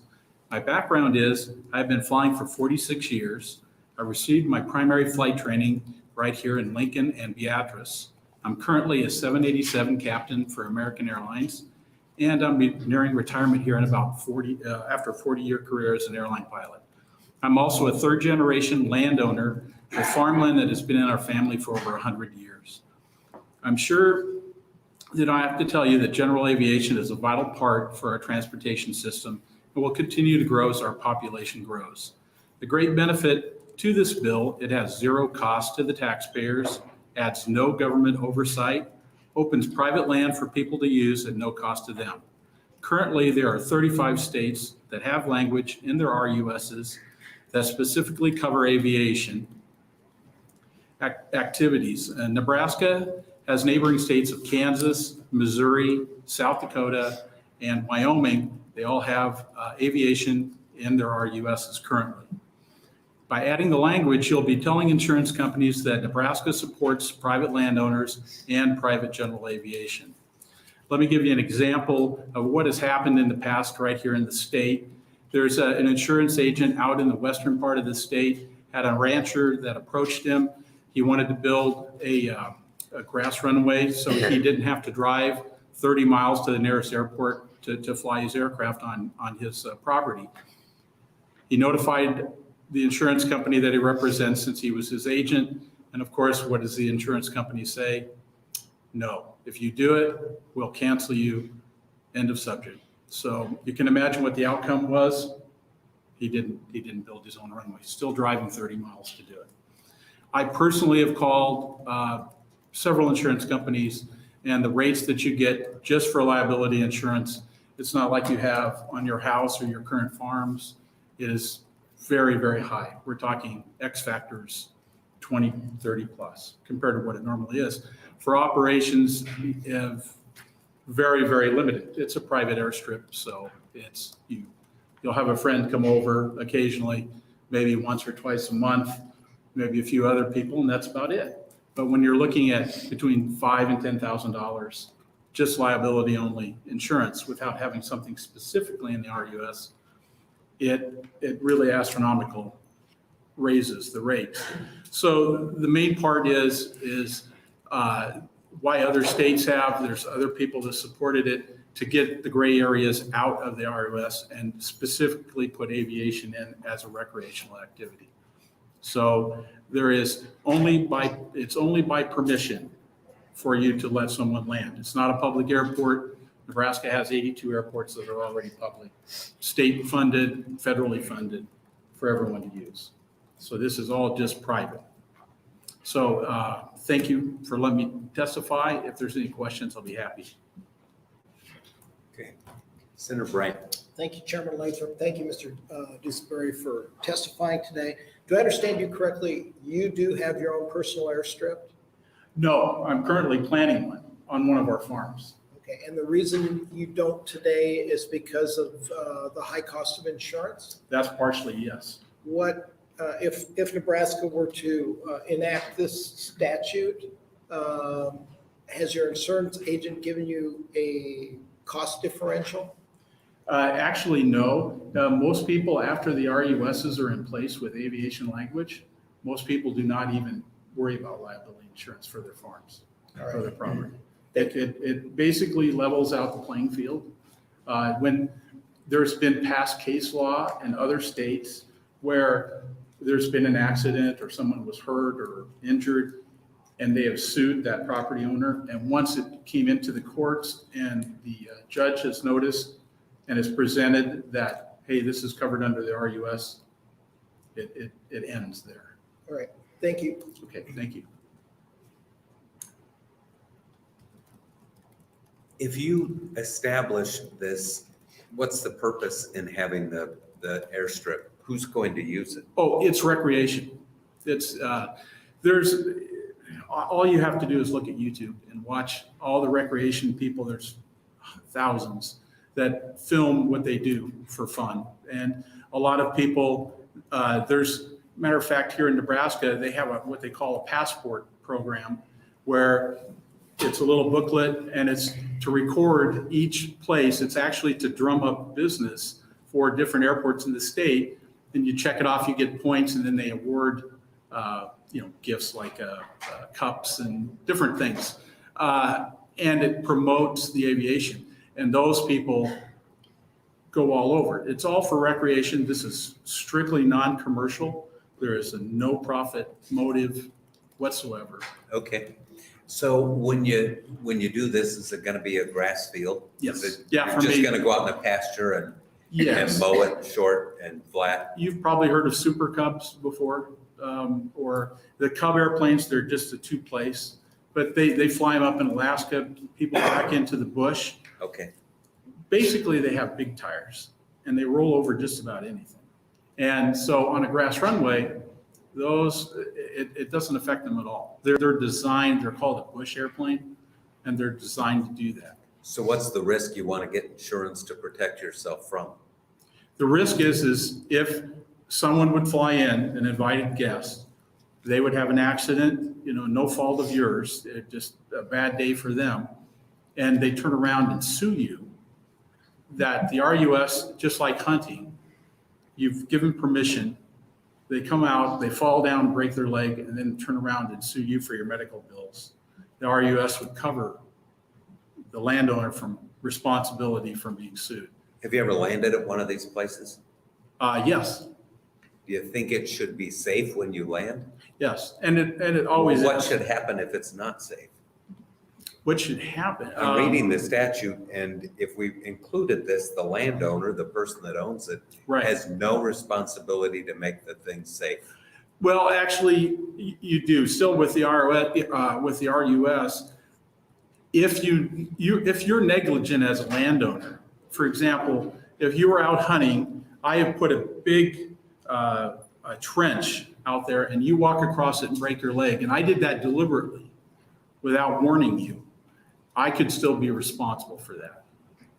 The RUS does not absolve you from a landowner if you've made something dangerous and given permission and that person gets hurt. It's still my responsibility as a landowner. So the statute, and I'm just looking at it, and then I'm going to let it go. Sure. Because I don't want to be argumentative, but Oh, no. 37-731 says an owner of land owes no duty of care to keep the premises safe for entry or use by others for recreational purposes, or to give any warning of a dangerous condition, use, structure, or activity on the premises to person entering for such purposes. So you don't have a responsibility you may have a responsibility not to create a trap. Right. But you don't have a responsibility to keep the place safe. Exactly. That's what I was trying to say. You can't deliberately do that. But if something has happened, again, now listen, I'm an airline pilot, not an attorney, so I can't. Well, when you land your plane, you want a good runway. Exactly, but the airplane. And I'm not a pilot, but I'm a lawyer. There you go. The main thing with this is these bush airplanes can land on a runway that's not even there. They're designed to land on rough ground. I mean, if you watch the YouTubes and all these, they're landing on sides of mountains. They're landing on rivers. There is no runway there at all. That's what it's somewhat designed for, yes. Okay. A hard surface- I think I get what you're at. Yeah, the hard surface runways, there are out there private runways. A lot of the agriculture guys, they have that. It's cost prohibitive, as you know. It's, a mile of road is $800 to $1 million. So, yeah. Okay. This is all grass. You might have a gopher out there, but that's what these tires. That's the problem, the gopher, or I was in ag committee last week and we were talking about the colonies of the prairie dogs. Right, Pop up right. and come over from the neighbor's property and create pits all over a pasture. Surprisingly, with 31-inch Tundra tires, or even 29-inch, they'll roll right over. Yeah, Okay. they're amazing things. That's why they use them in the bush up in Alaska and Canada. I don't see any other questions. Thanks for being here. Thank you. Any other proponents, people in favor of the bill? Anyone here to testify in opposition to LB 763?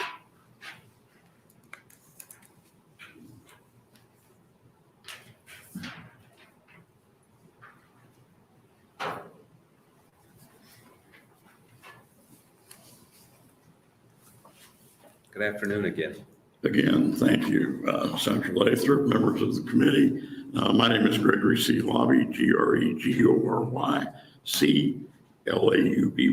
and I'm here to oppose LB 833, which, as I understand it, would provide immunity for injuries to guests that occur on private airstrips or runways or during non-commercial aviation activities. It seems to me that the owners and operators of such instruments and land and are operating those activities have the financial resources and hopefully the good judgment to have adequate insurance coverage. And this is a little bit unlike the family farm that has a place that's suitable for non-family members to come hiking, or a pond where they can fish, even some timber where they might hunt. And the state wants to open that up and protect him so that he can allow non-family guests in with a little liability on occasion. Whether this is non-commercial in the sense that it doesn't actually require a charge, it certainly enhances the risk to guests and to neighbors of any kind of accident that might occur if it's through an aviation operation. I'd also note that the use of the disjunctive "or" between private airstrips or runways may mean that all runways, including public and commercial runways, would be included by the statutory language. And with that, if there are no questions, I don't see any questions. then I thank you for your attention. Thank you. Other opponent testimony?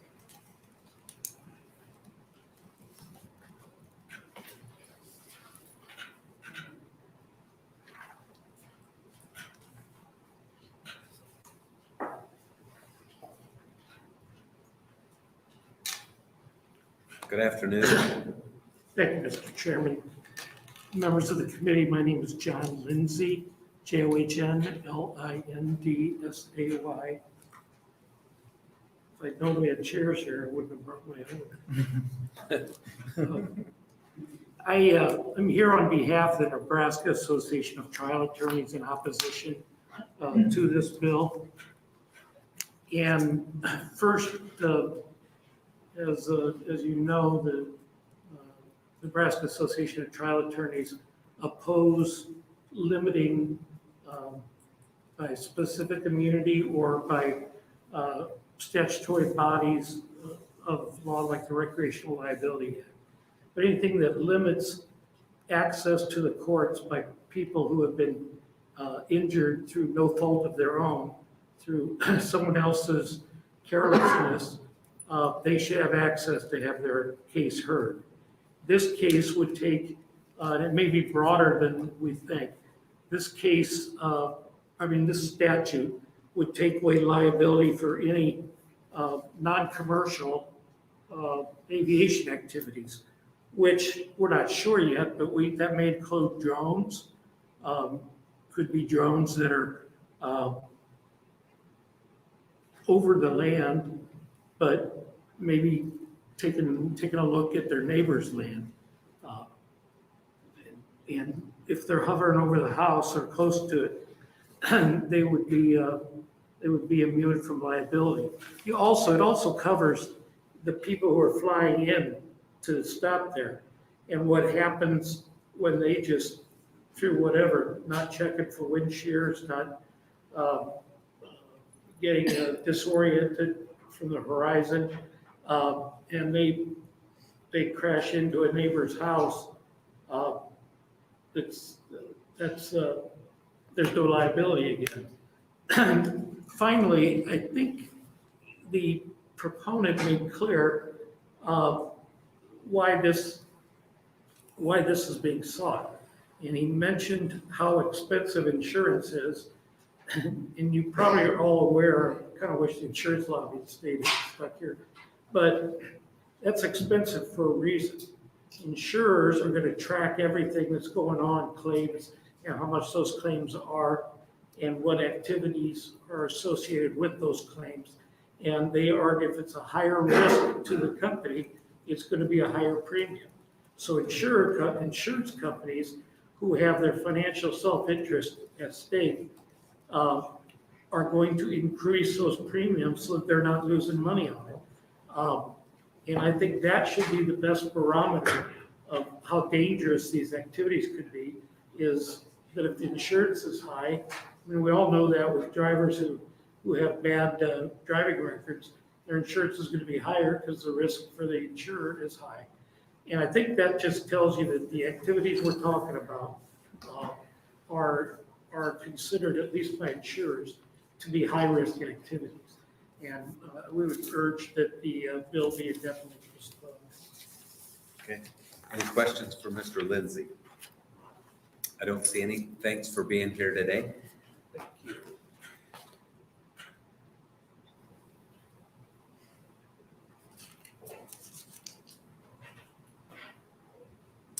Any other opposition testimony to LB 763? Anyone here to testify in a neutral capacity on LB 763? See none. I guess LAs don't close on bills, do they? Okay, well, before we close the hearing, let me make sure that we don't have any position letters. 763, we do have one position letter. It was a proponent of the bill, and that will be made part of the record. And with that, we'll close our hearing on LB 763. Thanks for being here. And that will bring us to Senator Blood on LB 694. Senator Blood.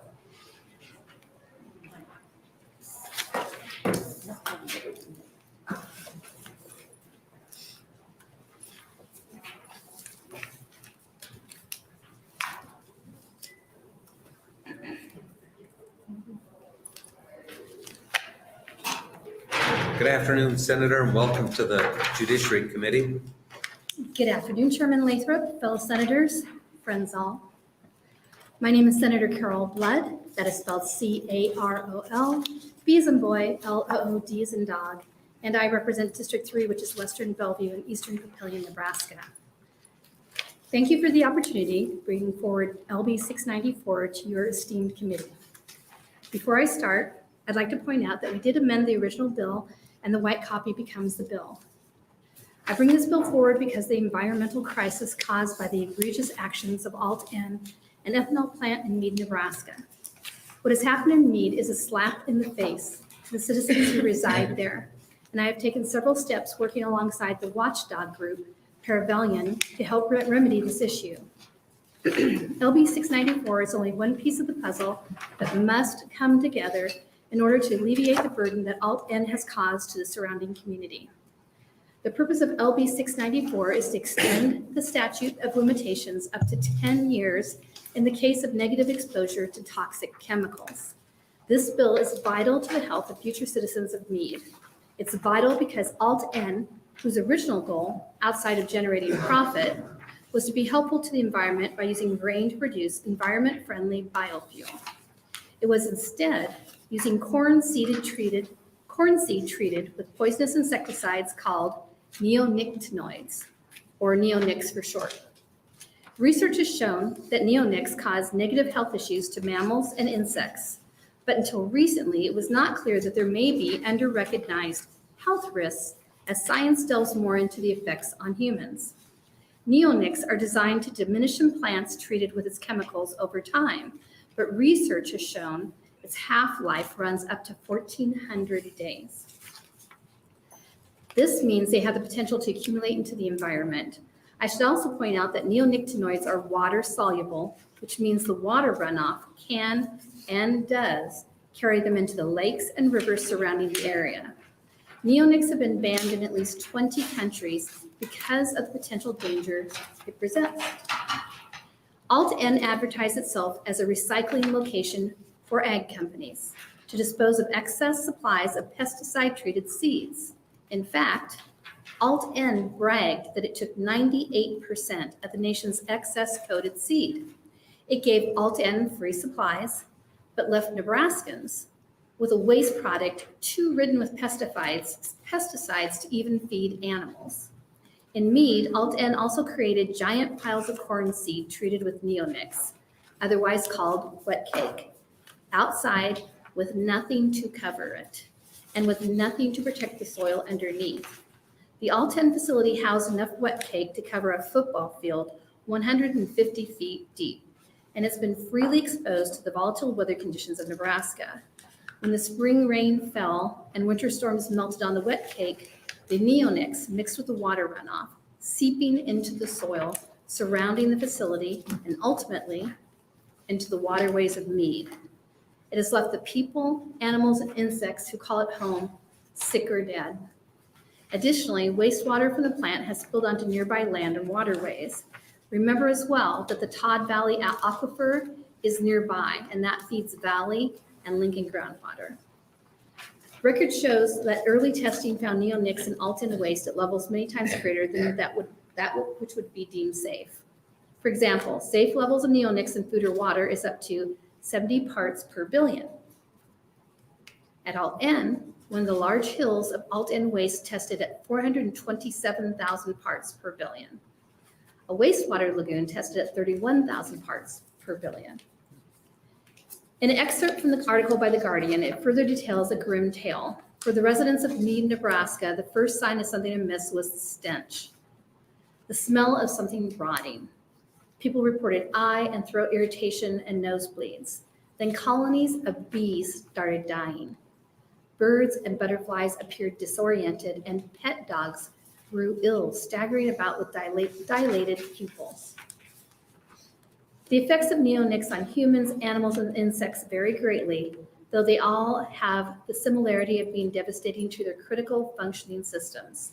Developmental or neurological effects of neonics on humans can include malformations of the developing heart and brain, autism spectrum disorder, and a cluster of symptoms including memory loss and tremors. There's been research that points to organ damage, reproduction issues, respiratory issues, and of course, cancer. We have to be really honest today. Meade, Nebraska got a really raw deal. One that was perpetuated by Nebraska's lack of an early response and oversight. It's not my opinion. It's documented on NDEE's own website.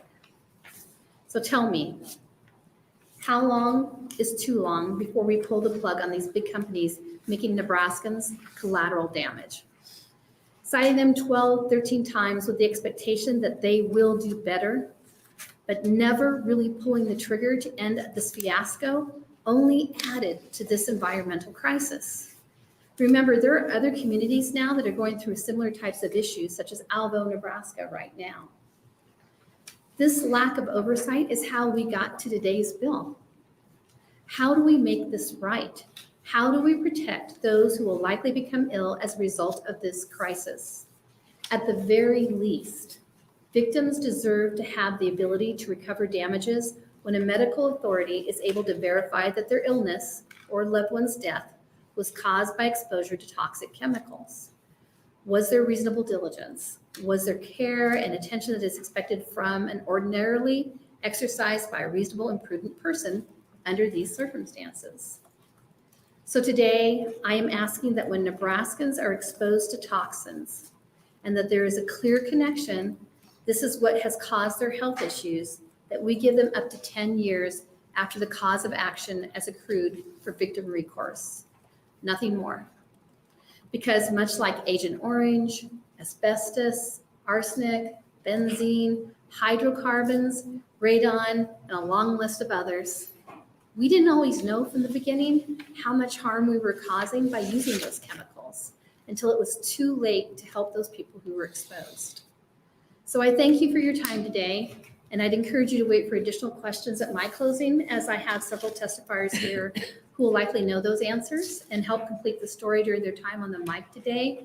I do apologize. We had Dave Domina, who actually helped me write the bill, who had to exit and go to Omaha for court. So we are down at one, maybe two testifiers because of the time. But I still think we have a lot of great testifiers that are going to help you complete the story. Okay. Senator Brandt? Thank you, Chairman Lathrop. Thank you, Senator Blood, for bringing this bill. And I don't know, I wish Mr. Domino was here, because this is kind of a legal question. Maybe you know the answer to this. Is there a statute of limitations? I mean, are you putting the 10 years in here because there is no statute of limitations, or there is no? Good question. Yeah, actually, it depends on what category you're talking about. But in state statute, it's 2 years right now, as opposed to 10. So we're expanding it from 2 to 10. All right.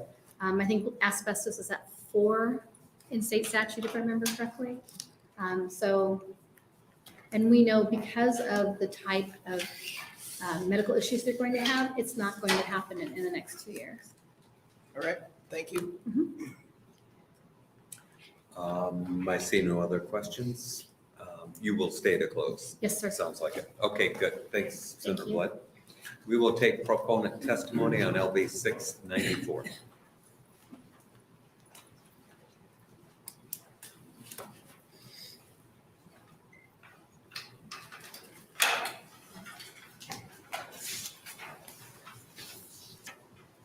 Good afternoon. Welcome back to the Judiciary Committee. Good afternoon, Senator Lathrop, members of the committee. My name is Al Davis, A-L-D-A-V-I-S, and I'm here today as the registered lobbyist for the 3,000 members of the Nebraska Sierra Club in support of LB 694. The Nebraska chapter of the Sierra Club wants to thank Senator Blood for bringing LB 694, which modifies the statute of limitations as it relates to the exposure of toxic chemicals. There have been significant advances in medicine over the last century, and we now know that many illnesses which develop later in life are tied to early exposure to different environmental hazards, with extensive periods between when someone is exposed to a contaminant and when the illness expresses itself. As you might suspect, the bill was developed in response to the developing ecological disaster near Mead, Nebraska, where an unethical company manufactured ethanol from pesticide-treated seeds and stockpiled tons of waste product and contaminated water on the site over a 7-year period, thus exposing nearby residents to airborne contaminants and polluting soil, ground, and surface water for miles around.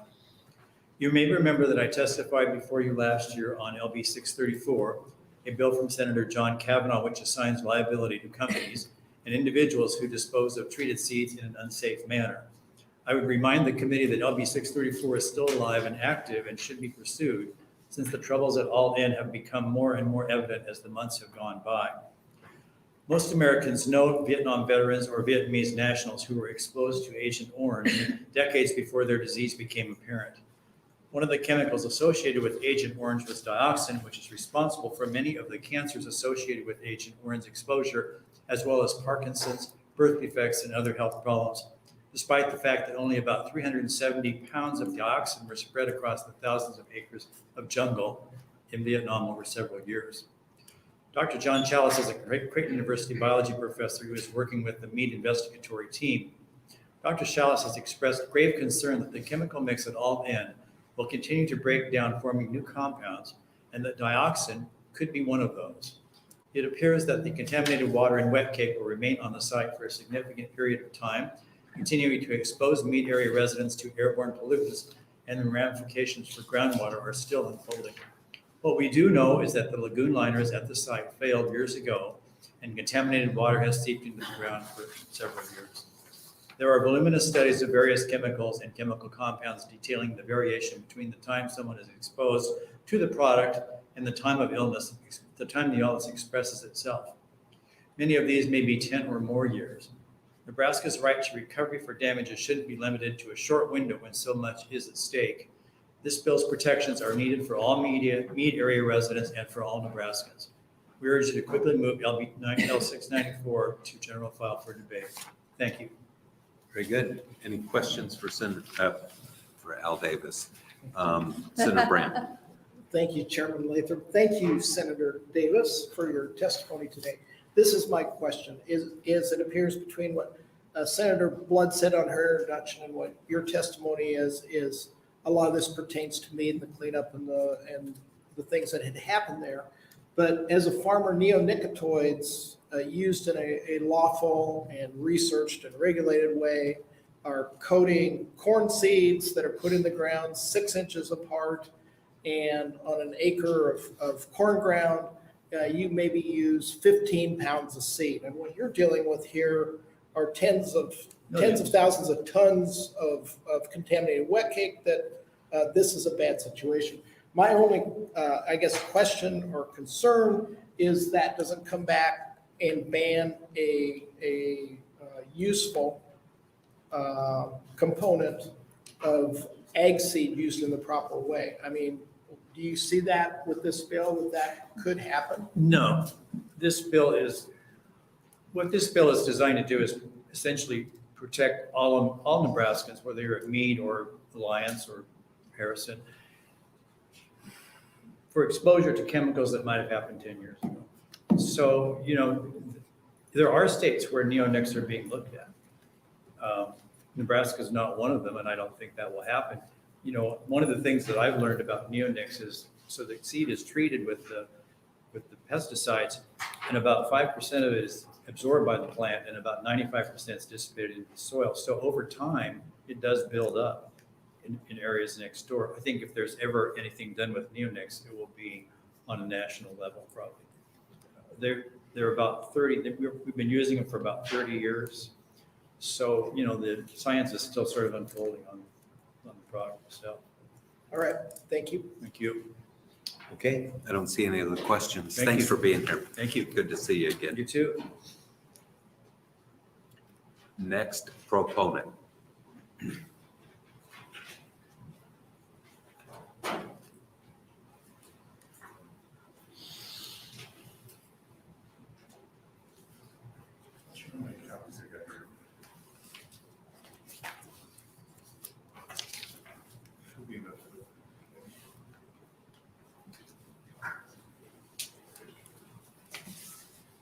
Good afternoon. Good afternoon, Chairman Lathrop and members of the Judiciary Committee. My name is Ken Winston, K-E-N-W-I-N-S-T-O-N. I'm appearing on behalf of the BOLD Alliance in support of LB 694. And BOLD has consistently advocated for the protection of land and water and legal rights because we know that pollution can harm people. The contamination that has resulted from the use of pesticide-treated seeds to make ethanol at the Aldan plant in Meade is one of the worst environmental disasters in the history of our state. And that provides a vivid example of the need for this legislation. There are thousands of tons of wet cake that are stored on site, which is a hazardous waste. And there's hundreds of millions of gallons of liquid waste on site. And runoff from the facility has totally killed everything in a pond that's 6 miles away. In addition, sorry, my nose is running. Sorry, a little aside there. I had to take care of a little bit of personal housekeeping.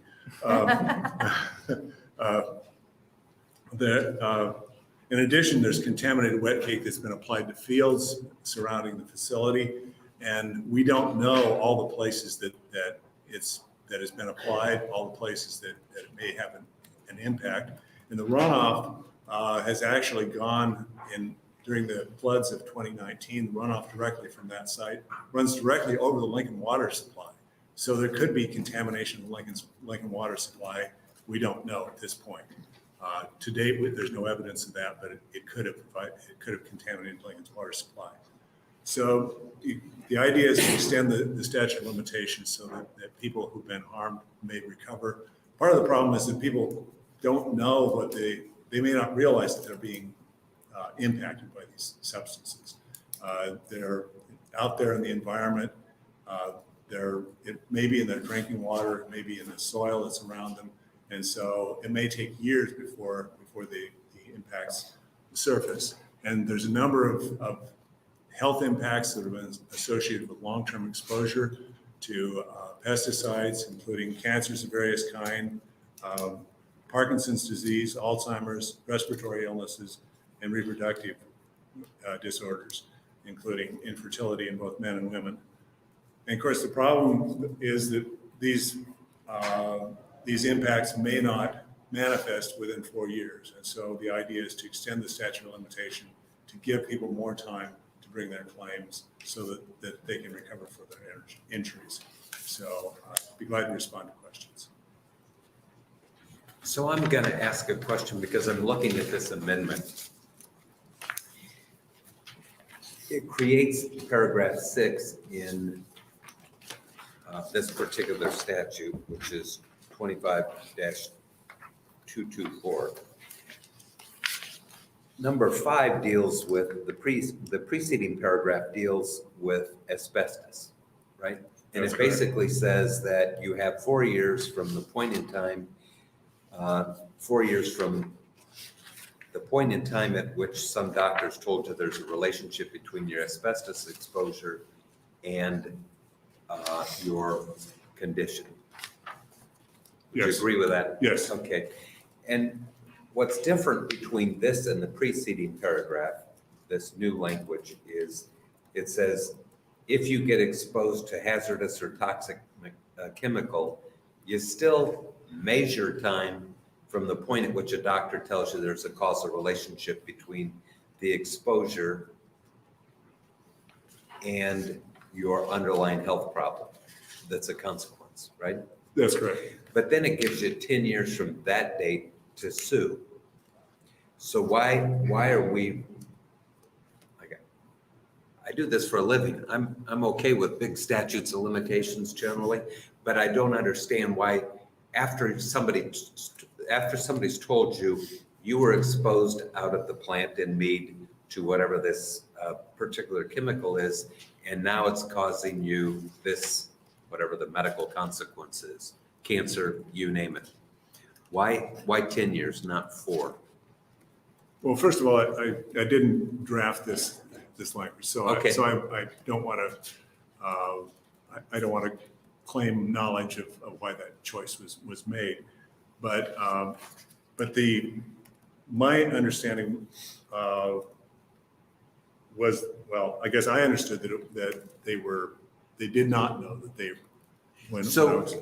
In both circumstances with asbestos, and I won't go on very long about this, but with asbestos, the clock doesn't start to run and measure the 4 years you have to sue until somebody's told you your mesothelioma is a consequence of asbestos exposure. And in this bill, it says if you have an exposure to toxic, same thing. The clock doesn't start to run until somebody tells you that your cancer is related to the exposure.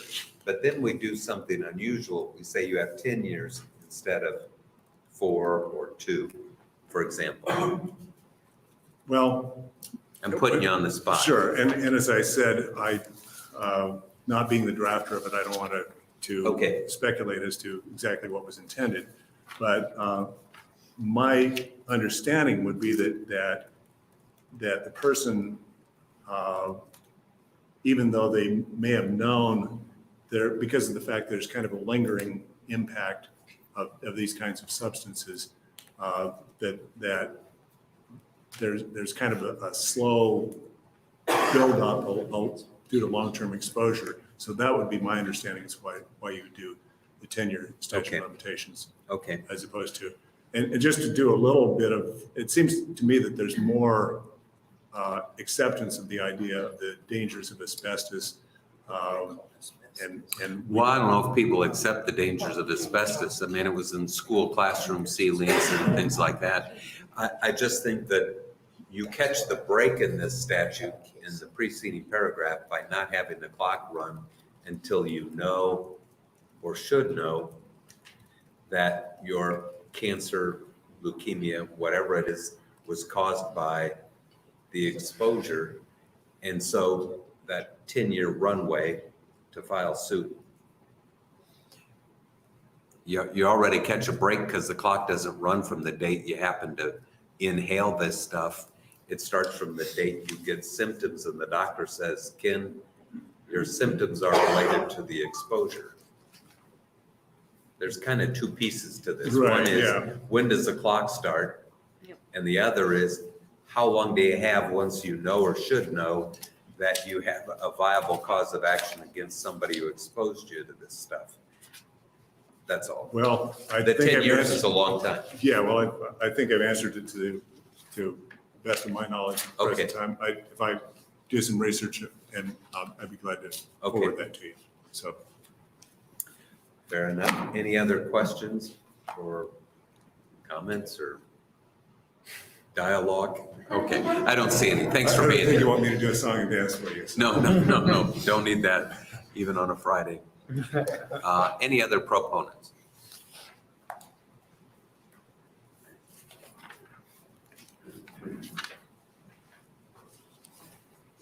Good afternoon. Good afternoon, Senator Lathrop and the committee. My name is Janice Mollhoff, Janece Mollhoff. That might help. I'm testifying on my own behalf and not for any organization, though I do live downstream from Meade. I'm a nurse and a retired colonel in the U.S. Army. In a new paper published in Science and Technology, it's noted that there are about 350,000 different types of artificial chemicals currently on the global market. That's from pesticides to industrial chemicals like flame retardants and insulators. So this bill, I don't think should really be about Meade, Alton, or one chemical, neonics. The rapid rate at which novel chemicals are being produced compared to the snail's pace at which governments assess risk and monitor impacts leaves society largely flying blind to the chemical threats. If and when a negligent spill or an accidental release of these chemicals happens, we're not talking about use of the chemical for a livelihood. If and when these spills or releases happens, there's really not enough research to determine the long-term effects of exposure for first responders, employees, or nearby populations. According to their website, public health experts led by UNMC College of Public Health have launched an investigation into the Meade area to determine the extent of the chemical contamination and the path of chemicals from Alton into drinking water and its impact on the lives of Nebraska. They have projected it will take 10 years to fully determine adverse effects on the environment, wildlife, and human health. That's why a 10-year statute of limitations is important, not just for Meade, but for Nebraskans across the state. Because even though one health effect shows up, there could be another one in 5 years and another one in 10 years. As Nebraska's successful economic development draws more industries that manufacture and use chemicals, either in pure form or in combination with other compounds, there's increasing likelihood that spills and discharges of untested chemicals happen. Illness will not always manifest immediately after exposure, as we have seen with Agent Orange in our veteran population. Organ damage, weakened immune system, reproductive problems, birth defects, mental, intellectual, and physical development in children, and cancers take a lot of time to diagnose and treat. 10 years is not unreasonable to determine damage from exposure to toxic chemicals. I would ask that you would advance LB 694 out of committee to consideration by the full floor. Okay. Any questions? This has been a nightmare for you. Yes. I mean, for the entire community. For the- It's been for the on the county. radar for For the a county. time, and really the Department of Environment, whatever that, Energy and Environment or whatever we call it over there, failed the people in Meade. Yes, sir. Like they just kept accepting excuses from these people. Yes. It's very, very, very unfortunate. I'm sorry for what you've been through. Any questions for this testifier? I see none. Thanks for being here. Thank you. Any other proponent testimony?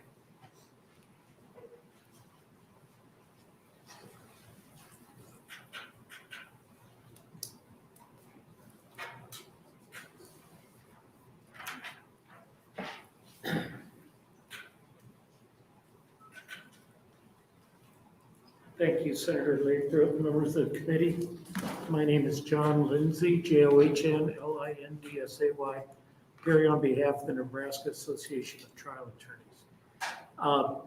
We support larger limitations of actions because sometimes if the significant information is not available within the shorter period, sometimes people they're in denial about that they even have cancer, much less that it was caused by their neighbor. But all those things, each case is individual, but all those things, I think, work towards those longer limitations of actions. You've heard the arguments earlier about the reason for statutes of limitation, and that is correct, that at some point it's got to end. But those time periods that you all put in statute have to reflect the particular type of action that has occurred. I think Senator Blood in her opening statement said the half-life of the material in Meade is 1,400 days, which by my quick calculation is 3.8 years, and the current statute of limitations is 4 years. That doesn't give a lot of time to really assess whether you've been injured by fault of the toxic chemicals.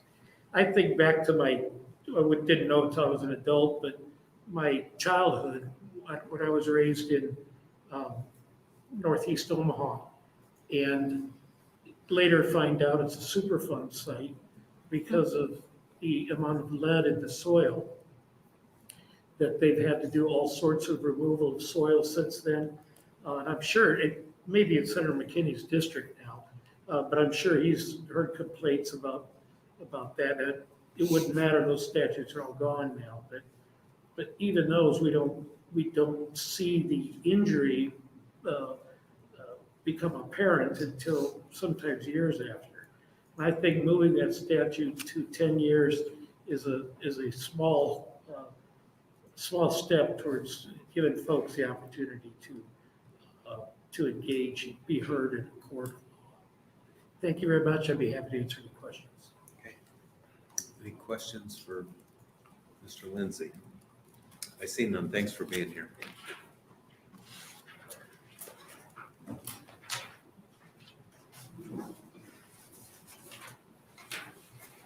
Any other proponent testimony?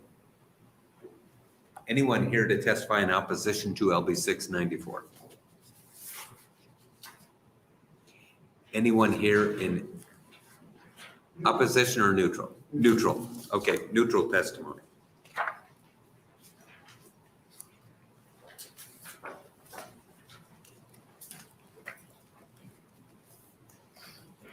Good afternoon. Good afternoon, Senator Lathrop and members of the Judiciary Committee. My name is Ron Sedlacek, RON-SEDLACEK. I'm here on behalf of the Nebraska Chamber of Commerce and Industry. I've also been asked to testify or to include in my testimony the National Federation of Independent Business in Nebraska. We had previously thought about testifying in opposition to the bill. We have talked with the introducer of the bill and would like to see what can be done to what I would call cleaning up, or maybe getting a focus to the intent of the legislation as it relates to the statute in question here, which is a product liability statute dealing with the statute of repose as an exception to the statute of repose addressing the statute of limitations. As you mentioned previously, the statute of limitations as an exception to the statute of repose, which is two-tiered if it's manufactured in Nebraska, manufactured out of Nebraska. For asbestos cases, that's one situation. This is attempting to make a second exception and lengthen then the statute of limitations as opposed to the asbestos situation, which would be 4 years to 10 years. The question that we have, and we've had many, many questions here, perhaps a bit of misunderstandings as well, but if you look at the asbestos language in the legislation on page 2, line 14, talks about competent medical authority that such injury was caused by exposure. So there's a causation, right? However, you look at the new language, and I'm looking at the amended version that is offered, it says, when you are informed by competent medical authority that the injury or death is related to. So it doesn't have anything to do with causation, but there may be a relationship. That's kind of vague. We have issues with that.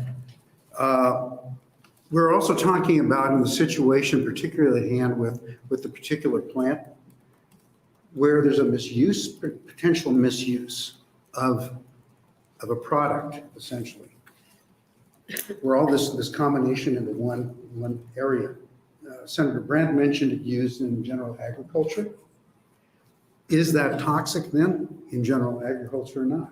It is the chemical, it's not aggregated. Who is liable?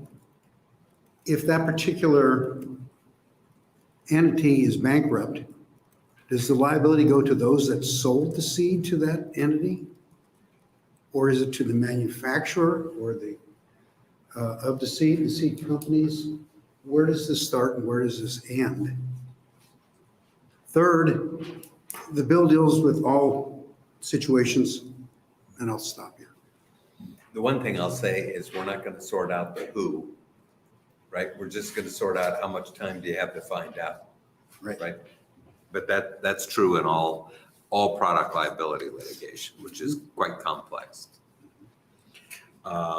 Any questions for Mr. Sedlacek?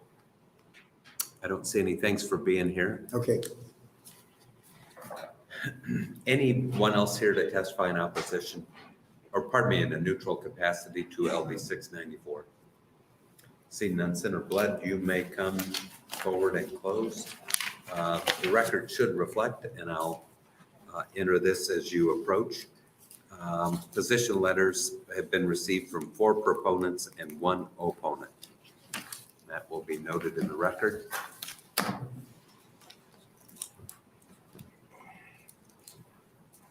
So as Daniel Conrad always says, let's unpack this briefly.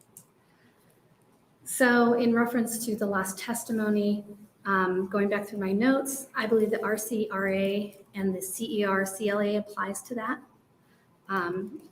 Would give him his answers as to who would be liable.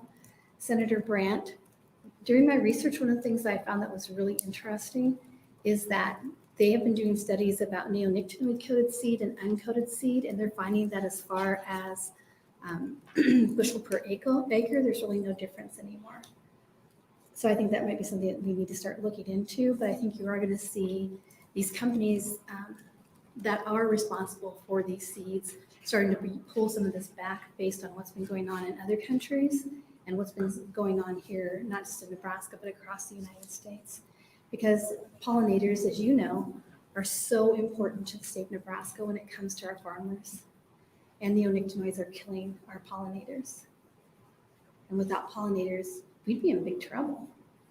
So we actually are going to have to take a step back and start looking at that. But I do think that as far as liability and the concerns that you have, we're talking about people who were purposely abusing how the product should be used based on what's on the label. You are not doing that.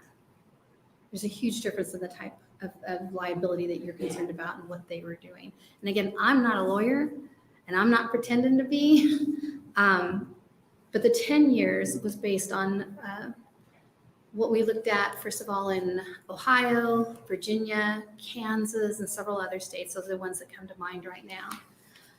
And looking at the science of what's going to happen. So right now we know sores in the mouth, vision issues, respiratory issues, but we know that it's likely based on the multiple chemicals that are involved with neonicotinoids that they'll likely have 2, 3, or more types of health issues that will be connected to this.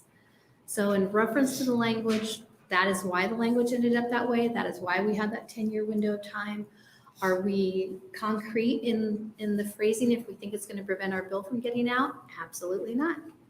We are flexible, and we would bow to your expertise on this committee. But I do say that this is a very important bill, a bill that I will likely make my priority bill, because we've got to help the people of Meade. We have not done them justice. And I don't know if you've seen the cleanup that they're allegedly doing now. Well, we're going to have secondary issues because of the way they're doing the cleanup. And if we had the statute in place, we could at least protect the citizens from what's going to happen next. With that, I'd be happy to answer any additional questions. I do not see any additional questions. Must be Friday afternoon at 4 o'clock. Yeehaw. Okay, thanks, Senator Blood. We appreciate your testimony and for your introduction of LB 694. That'll close our hearing on LB 694 and bring us to Senator Matt Hansen and LB 870.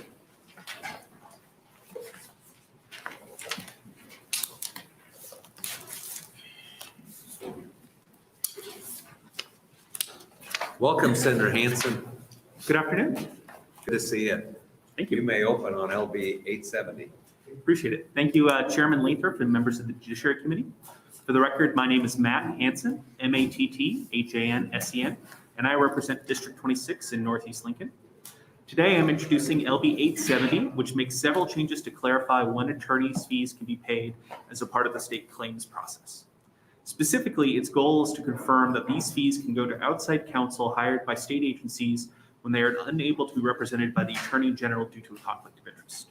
These funds are traditionally managed as a part of the risk management program and spent as part of the state claims process. Any agency wanting to make use of these funds need apply to the state risk manager, who then processes the claim alongside other claims as a part of the State Miscellaneous Claims Act. Some portions of the state claims process currently provide for the ability to pay for, quote, awards, settlements, and associated costs, including appeal bonds and reasonable costs, end quote.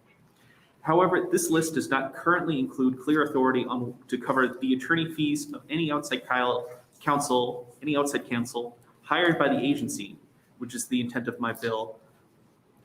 In many instances, this isn't an issue, as representation is typically done by the Attorney General's office, and any cost of representation provided for in that budget. It will mainly come up in situations where the Attorney General office is conflicted out, and thus the outside counsel is required.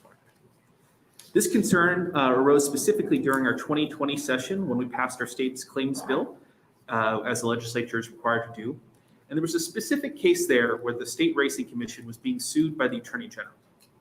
The Attorney General was obviously unable to represent the State Racing Commission, and so they hired outside counsel, and then there was unable to pay the legal fees out of their cash funds.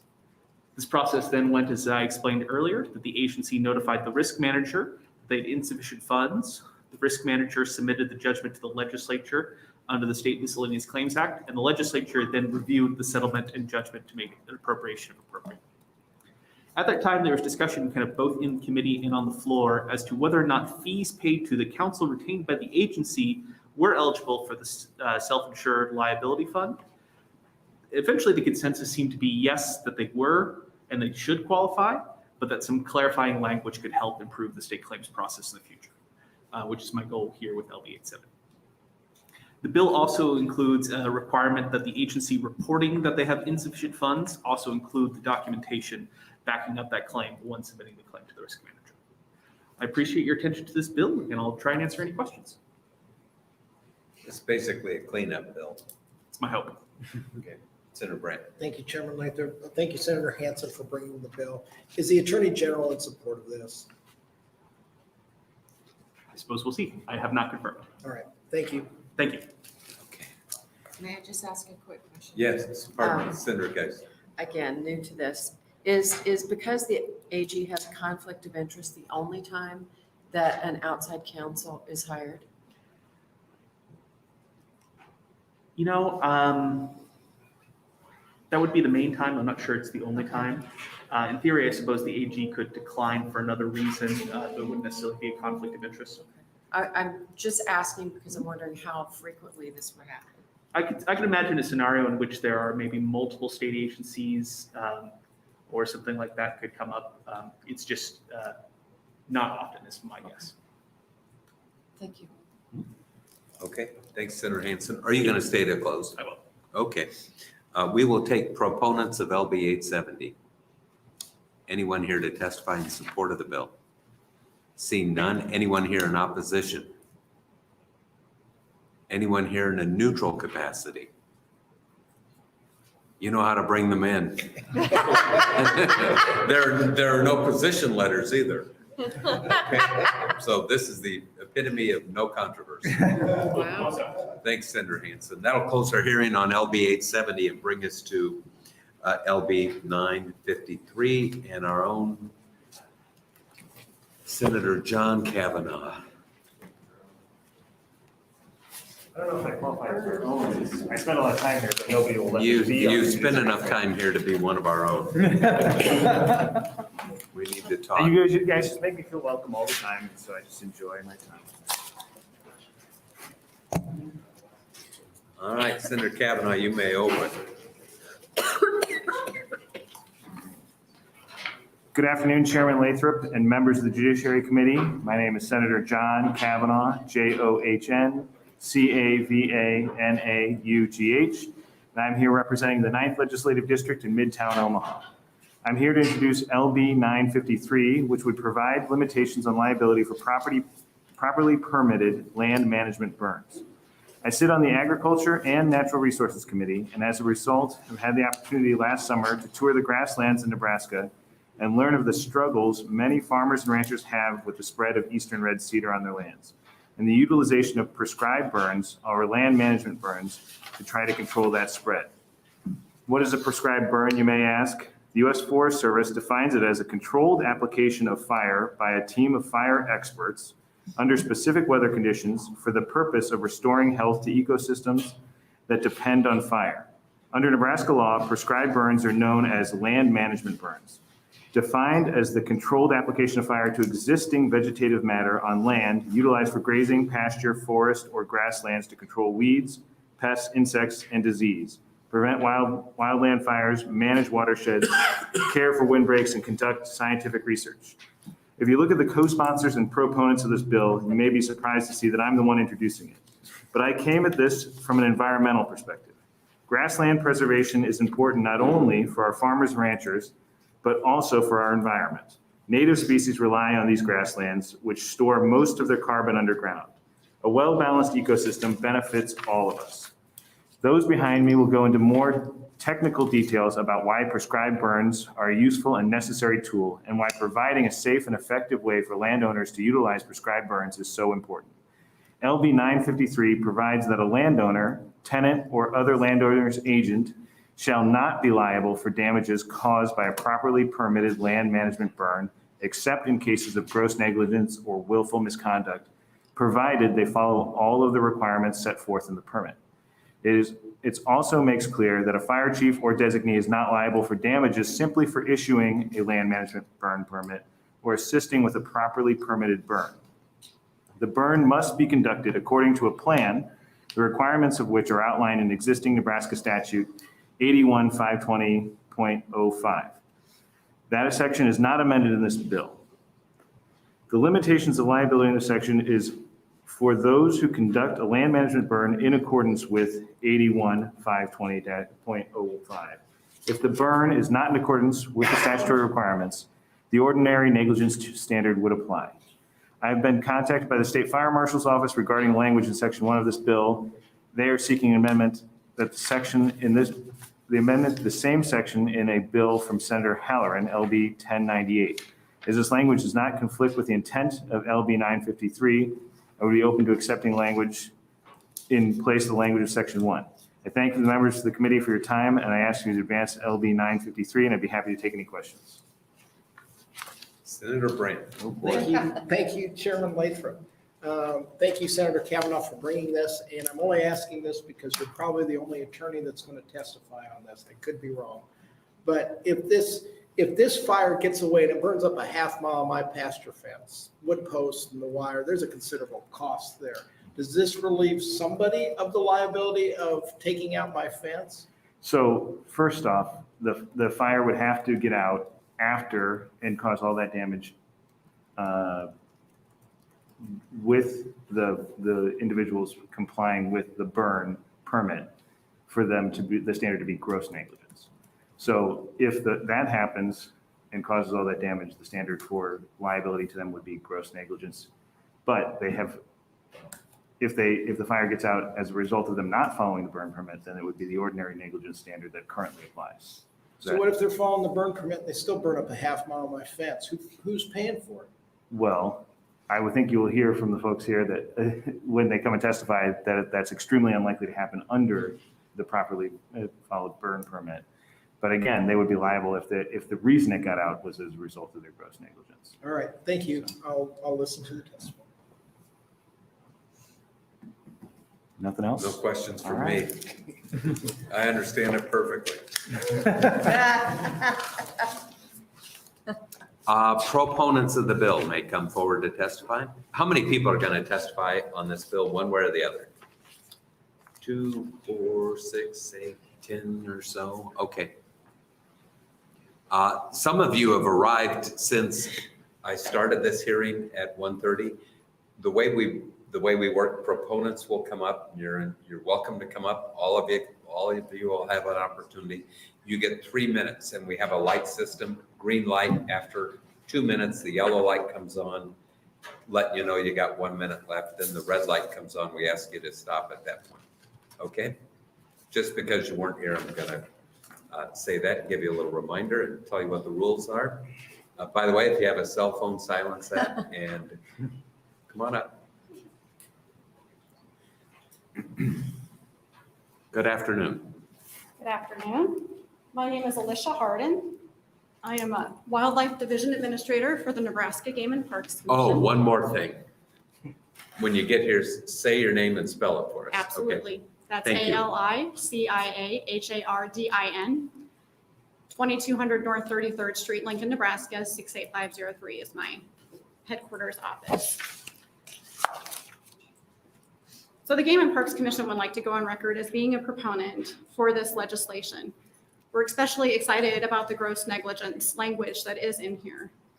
97% of the state is in private ownership, and the greatest amount of conservation that happens on our private lands. Before I became an administrator for the Game and Parks, I worked as a private lands biologist in the central Nebraska and southwest Nebraska area. As I worked out there, we worked with lots of landowners and producers on how to make grasslands more productive, both for their farming and ranching needs, and also for the benefit of wildlife. One of the best methods out there is prescribed fire.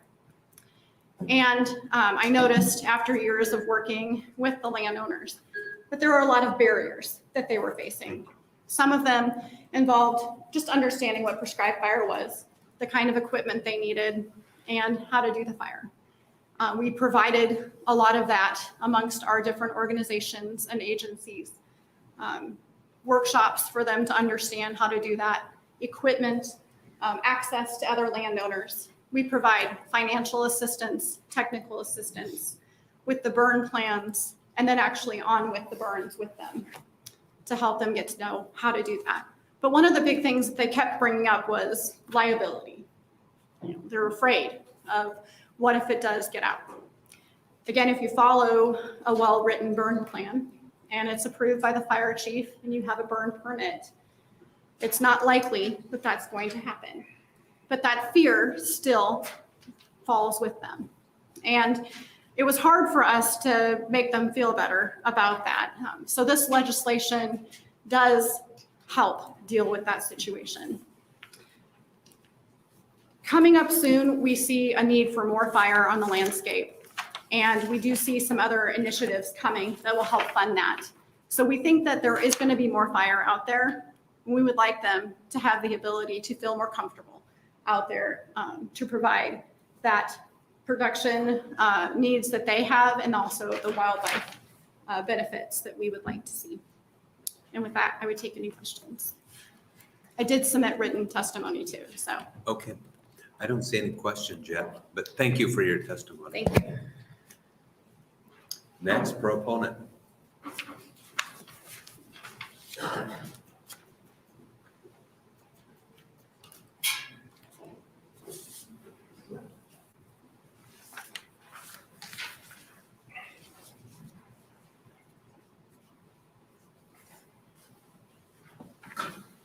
Good afternoon.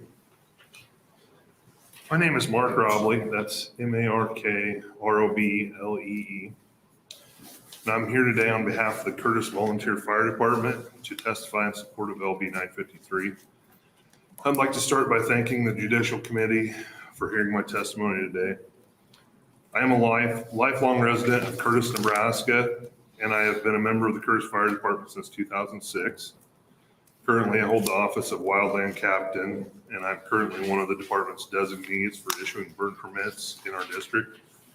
In my time on the CVFD, I've seen a major change in the fire department's perspective of prescribed burning and burn permit issuance in general. Our area has seen a dramatic increase in invasive species in our rangeland. These invasive species have touched the lives of everyone in our area, either directly or indirectly, by threatening the entire economy in our agricultural community. Along with this dramatic increase in invasive species, I have seen a significant increase in landowner knowledge as it relates to prescribed burning as well as fire in general. These two factors have changed our perspective on the use of prescribed fire by landowners in our district. When I first started, our department absolutely did not view fire as a tool for landowners to use. Today, our department believes in the science behind using fire as a tool to protect our natural resources and sustain our way of life in rural Curtis, Nebraska. We believe in it because we have seen firsthand a group of landowners start from scratch, take the time to learn new techniques, take every safety precaution, and jump through every hoop to put fire on the ground just to protect their own livelihood. Landowners in our district have done this with a huge amount of success, and in doing so, they have made our fire district much safer by reducing excess volatile fuels and even acting as a mutual aid resource when we were in need of extra people.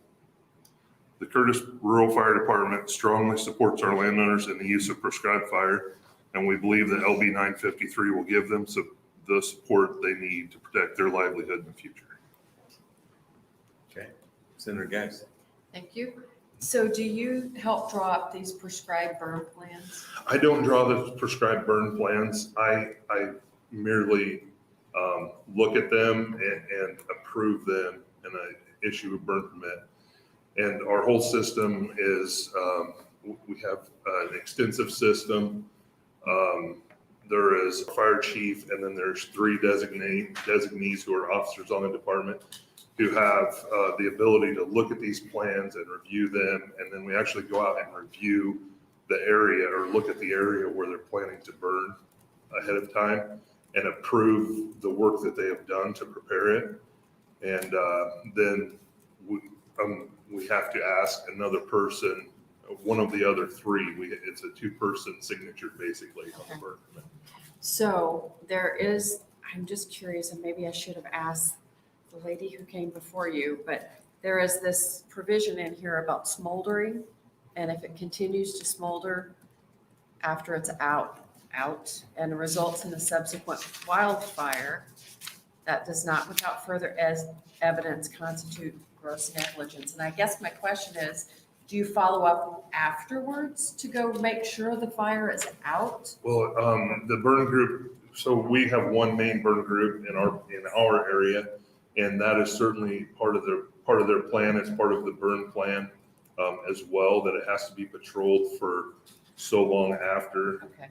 depending on how big the fire is. Which is and what- why this shouldn't happen, I'm guessing. Right, yes. And I think there's people coming up that will explain how often it does Okay. happen. All right, thank you. Who prepares these plans?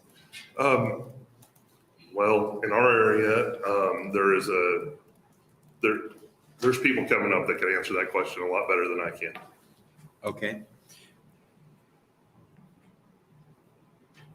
All right, I'll wait for one of those people that do the plans. Yep. I know what I was going to ask you, and that is, are people doing the burns now?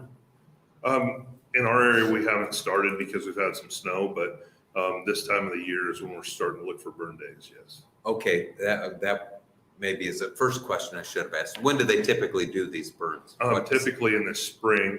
They've had to work around a Migratory Bird Act, which I think they're pulling that back a little bit.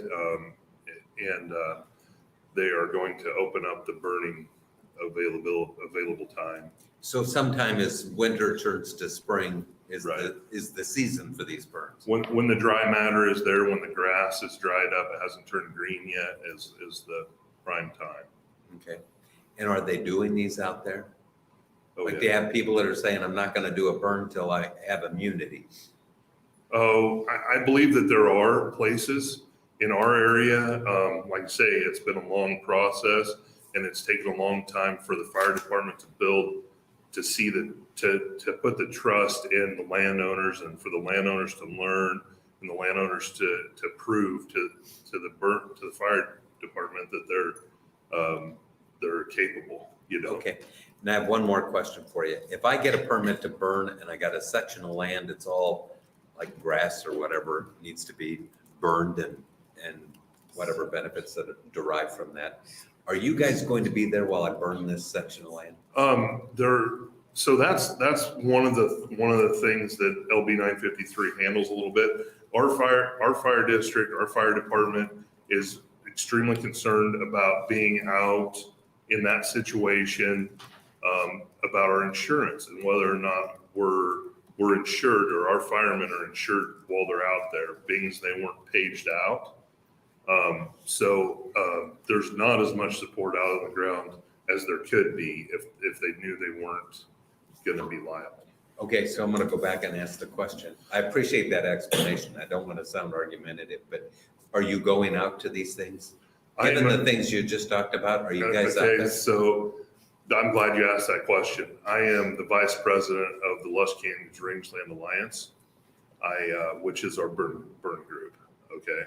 As well as I'm on the Curtis Fire Department. Okay. So when I go, and I do go to every burn that the LCRA has, I do it I take my fire department hat off and I put my LCRA hat on. You drive your fire truck out? I do not drive my fire truck out. So I drive my own personal equipment. And you're just watching, and then if something gets out of hand, you.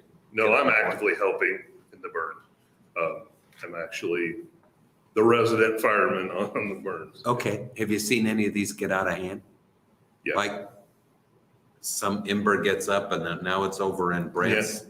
I have seen it, and what's going on at that burn is we'll have 50 to 75 people pretty typically at our burns, and they all bring their own equipment and they're all right there. And there's actually people that is their job all day long is to watch for those embers. So most typically it's a very small area if we do have an ember start a spot fire. And it's. But you've seen it happen. Oh, yeah. And have you seen it go and burn something you didn't intend to burn? Oh, well, anytime it's outside of the fire, outside of the burn line, it's something we didn't intend to burn, right? But we were there and we put it out and Okay, so it might not be a half a mile of Brandt's fence, but it might be some of it. it might be a fence post or it might be a half a mile. And in our country, we fix your fence, you know? Okay.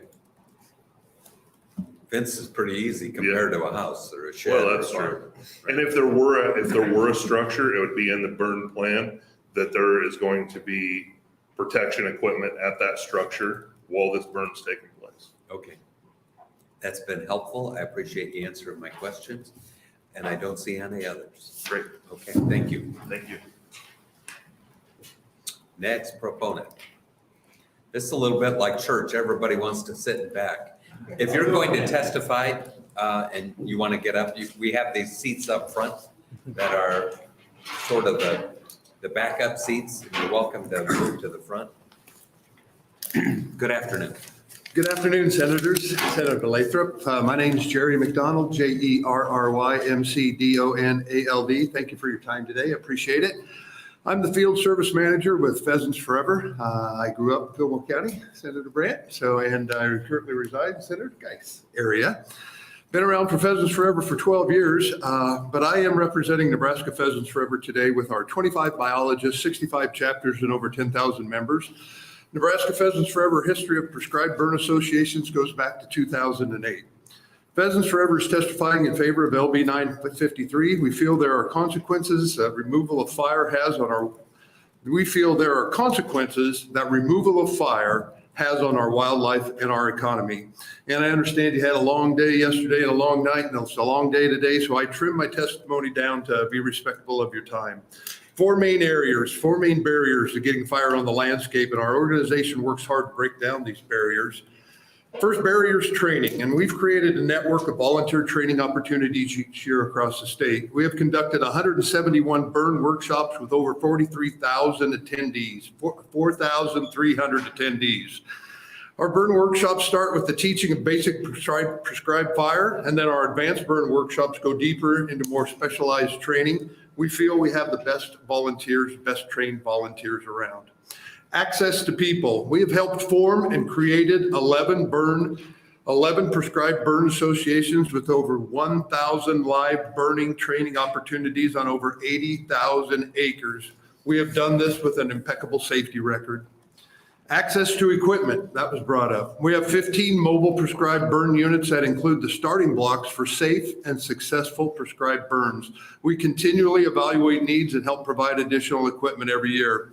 We've done our homework to get prescribed fire on the landscape, but our last barrier is liability, and we could really use your help on liability.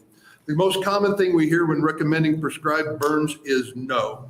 We hear no because of fear of liability. With over 1,000 prescribed burns conducted by our prescribed burn associations, we have not had one major incident or large insurance claim. Prescribed fire is one of the safer activities conducted by people on the farm and ranch, and it is the top of the list for best practices for habitat conservation. In closing, by implementing these changes as outlined in LB 953, we hope that the future of wildlife conservation and cattle production throughout Nebraska continues to thrive for generations to cherish. Thank you, and I am very happy to answer any questions that you have. Okay. Well, Senator Geis. I'll make it short. No, I don't care. Yeah. It's nice to meet you.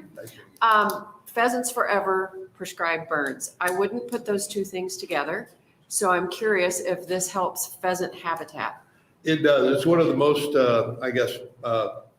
greatest conservation activities that we can do on the land because the fire reestablishes the old seed base. It removes a monoculture of brome or winter cover, and it puts diverse seed bases into that culture, which is great for nesting cover for little chicks that need forbs to eat the bugs and the seeds from the forbs. So yes, it's tremendous what it does for pheasant and quail population. All right, that's it. I just trying to draw the connection. Yeah, good question. All right. Thanks for being here. Yeah, thank you. Next proponent.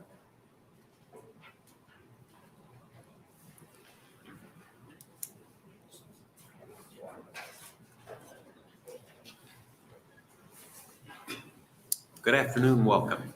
Thank you, sir. Hello, my name is Scott Stout, SCOTTSTOUT. I appreciate the Judicial Committee for hearing this testimony. I would like to submit my testimony, but I think my time would better be spent answering questions for you about burn plans and submitting those. I am a technical support provider for the NRCS here in Nebraska. I write the burn plans for a lot of the burns that are done in our area, so I would like to answer any questions I possibly could for that. Okay. So thank you for being here. And I do have a question about these burn plans. You write them. Does everyone have somebody with your, I assume you have some expertise in writing. Yes, them. Does everybody get someone with your level of expertise to write a burn plan, or can a landowner write one and submit it to the? In our area, I probably write 100% of our burn plans that are within our group. There are several other TSPs across the state that do write burn plans. Most generally, that the burn plans are written by a certified individual. Up to state statute, there has to be, but it has to meet certain criterias in order to be a significant burn plan to be presented to that fire department. Okay, and without going into the minutia, what's a burn plan look like? What's in it?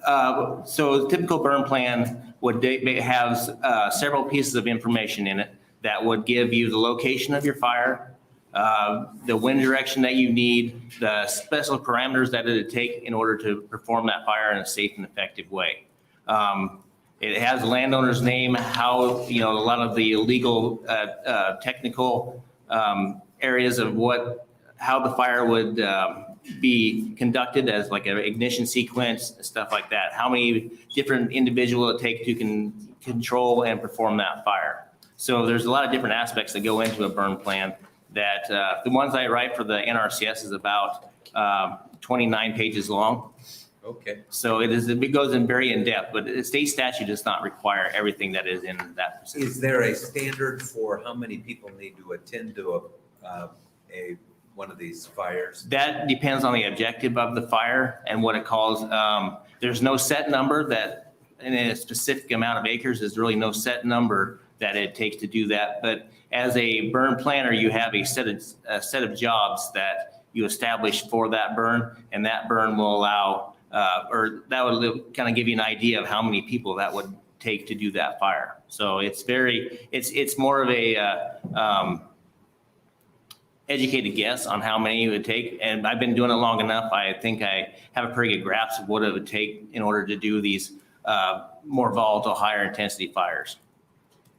Do you have a limitation on how much wind there can be when one of these? Yes, and state statute, on the burn plans that we write, we put a limit of between 5 and 20 mile an hour on, depending on what time of year. There is a 20 mile an hour is quite a bit of wind, isn't it? Yes, sir. It depends on what your objectives are. When you're burning different times of the year, the green up in, say, your spring or late spring, early summertime, and you're like green up. So travel rate of spread is not as great as in times of spring when things are drier. So you kind of take that into consideration when you're writing these burn plans, what time of year you're going to be burning and how volatile and what objectives you're trying to meet. If you do a burn plan, say March 1st, how long do I have to take that plan and execute it? In other words, does it have a shelf life? Like if I do a burn plan for you, I might do a different plan if you wait more than 2 weeks. No, sir. That burn plan pretty much has enough information that in your time frame, you should be good through what time of year that you are burning. Now, if you move that into a different time of year or your parameters change a little bit, then yes, you'll need to revamp that burn plan. But that burn plan lays out the criteria of what you are trying to accomplish and the wind parameters that you are trying to perform under. So you need to really, it's not more of a time frame, but more of what your objectives are and what weather is going to fit that burn plan through it. Okay, one last question from me. Do these burn plans call for the fire department to be nearby at the scene? No, Somebody sir. with a hose? No, just as long as the burn plan specifies how many people there and meets all of what fire departments want to have in that burn permit, then the fire departments have no legality or specified needs to be there, other than if they want to be there on their own decision making. Okay. That's all the questions I have. Senator Brand. Thank you, Chairman Lathrop. Would there be any objection on your part into inserting language into the bill that said there must be a certified burn plan from the NRCS or whatever agencies? No, sir, I don't. I would not want to have a specific set of plans or name a plan in that burn. I would like to see the criteria or the state statutes stay the same. there's a lot of burn plans that need to be done that don't require 39 or 29, 30 pages of burn plan itself. I want to see it, the criteria be simple, but yet be something that's going to meet everybody's objectives. Okay. And I guess I had the opportunity to speak to the Fairbury Volunteer Fire Department this last year, and I don't remember where the gentleman was from Kansas. And we went through an hour and a half of how these burn plans work. And I don't think maybe the committee understands that you round up all the neighbors and you divide up into squads and you have fire captains and everybody has a specific job. Yes, sir. Would that be a fair statement? Yes, sir. Okay. Yes. Thank you. Senator DeBoer. Thank you very much for your testimony. So I want to kind of follow up with something you were talking about with Senator Lathrop about whether or not a burn plan will expire. I understand the change of the seasons. Is it communicated within the burn plan, like, this maybe is good until April, and then after that, so have you communicated within the burn plan what you think the kind of seasonal parameters are on that? That is through the burn plans that I write for the NSS. That is written in the wording that if conditions shall change from season to season, it'll need to be updated or wrote to where it fits that type of time frame. Do you tell the person you're creating the burn plan for when you think the season will change? That varies between weather incidences or a drought. There's so many different variables in there that your burn plan cannot specify each one of those where there's so many unpredictables. So if I had you drop a burn plan for me, actually, we need to do a burn at my parents' land, and I had you drop the burn for me, but things, whatever, we didn't get it done. Could I use that burn plan? You drew it up for me in, say, February. Could I use it the next year? Right. So then, yes, you can, because it doesn't really have a shelf life on it, but there are a list of parameters that you need to follow. Just as long as you're meeting those parameters within that burn plan, it should not matter what year that burn plan was written. So if I successfully do a burn in year one in February or something, could I then use the same burn plan, just go get it off the shelf and use it for now a second burn? If that's what your objectives are trying to meet and it's following the weather parameters that you are set in there and you feel comfortable with that, I don't see a problem with that. If you wanted to update it or change your lines or, have updates that you may change that burn unit in some specific reason, then I think you need to update that burn plan. And you keep saying objectives. Can you, because, I don't really have enough information. So Okay. what are the various When I speak of kinds objectives, so when you look at it, the reason you are burning is why. The objective that I have is cedar tree encroachment. A lot of our burn units that we're doing. There's different objectives like grazing management or increased diversity in your grassland, wildlife improvement. So there's just so many different objectives that go into that consideration when you're thinking about burning this unit that you really need to think to yourself, why am I going to do this? How this is going to help me and what type of things do I need in order to make this happen? So on our land, I know we have the red cedar problem and, there's like a certain width. Once the trunk gets past that width, then it's probably not going to be as effective to burn it or something like that. That's inaccurate. Okay, good. Glad to know that, actually. Thank you. So, all right. But I guess what I was going to say is if I have one objective, do I use a different kind of burn than another objective? Like one goes faster, one goes, because There's different types of burning. Your general type of burning would be your kind of a ring fire technique. There's a backfiring technique where you want to keep it low intensity. There's so many different things that you want to. In our area, for instance, we have a lot of canyon, rough terrain, steep topography.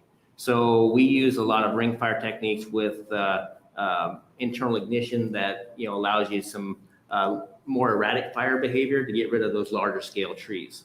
Okay. So there's there's just a lot of things that go into that in order to, they need to be considered before you're able to do that. So because there is this sort of difference, right, between if you're trying to burn some of those slightly larger trees, than if you're just going to do, you've got, a straight grass area. When you do some of the trainings, maybe you didn't, I think it was another gentleman who talked about the trainings. Is there different training techniques that are shown to landowners for those various types of? We have, as a landowner-driven group, we have kind of become self-sufficient. We train within our own group, and the techniques that we use are things that would be viable to us. Pheasants Forever offer a lot of trainings throughout Nebraska that get your basic fire behaviors down, techniques in order to way to burn equipment that they need. That would be a great place to start. It's just the things that we teach as landowners might not be exactly what at Fairbury would necessarily need to have in order to do these burns. So I mean, there's just a lot of different areas across the state that would take different fire applications. Have you ever seen a fire that you wrote a burn plan for sort of get out of hand? Yeah, we've seen them have slop overs. Most of them are all mitigated or taken care of with small incidences. In my report, you'll see also the towards the middle of the end of the testimony that there is Oklahoma State did a study, and if I get this wrong, I apologize, but there is a 99.7% or 99.3 success rate in the Great Plains when it comes to prescribed fire. It's more likely to have a volunteer fireman 3,350% more likely to be hurt on a wildfire than he would be a prescribed fire. So the aspects of it, and that's why we're doing this, is increase our grazing as landowners, reduce the amount of wildfire in our area. Everybody sees the distance, the reactions of wildfire here in the United States lately. By doing the prescribed fire, it reduces the amount of volatile fuels out there in those rangelands that potentially cause danger or whatever. So that's kind of the reason we're at, mainly from a grazing standpoint, but where there's a lot of hidden aspects of it that are beneficial. Senator Brandon. Thank you, Chairman Lathrop. I think there's a little bit of confusion on the committee between a burn plan and a burn permit. Oh, excuse me. And no. Okay. And I guess maybe to clarify a little bit, my son is on the volunteer fire department. You cannot burn anything without a burn permit. That is correct. From the volunteer fire department, and that permit would say specifically what day you're going to burn. And correct me if I'm wrong, but your burn plan says it might take you a week to put a burn plan together to get the equipment, get the people. Right. And look for that. A lot of these burn plans that we have developed are developed months in advance and presented to the fire departments for review. Once they review those and in accordance with what they believe ought to be in there, then they will issue the burn permit. It varies from department to department, but our department allows you to have a burn permit for 1 day. So, thank you. Okay, that helps.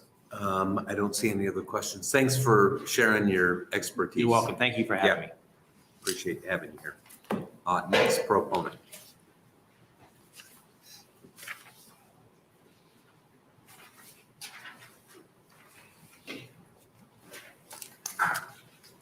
Good afternoon. Good afternoon, Senator Chairman Lathrop, members of the Judiciary Committee. My name is Eric Hansen, ERICHANSEN. I serve as the Vice Chair of the Natural Resources Committee for the Nebraska Cattlemen, and I'm here to testify in support of LB 953.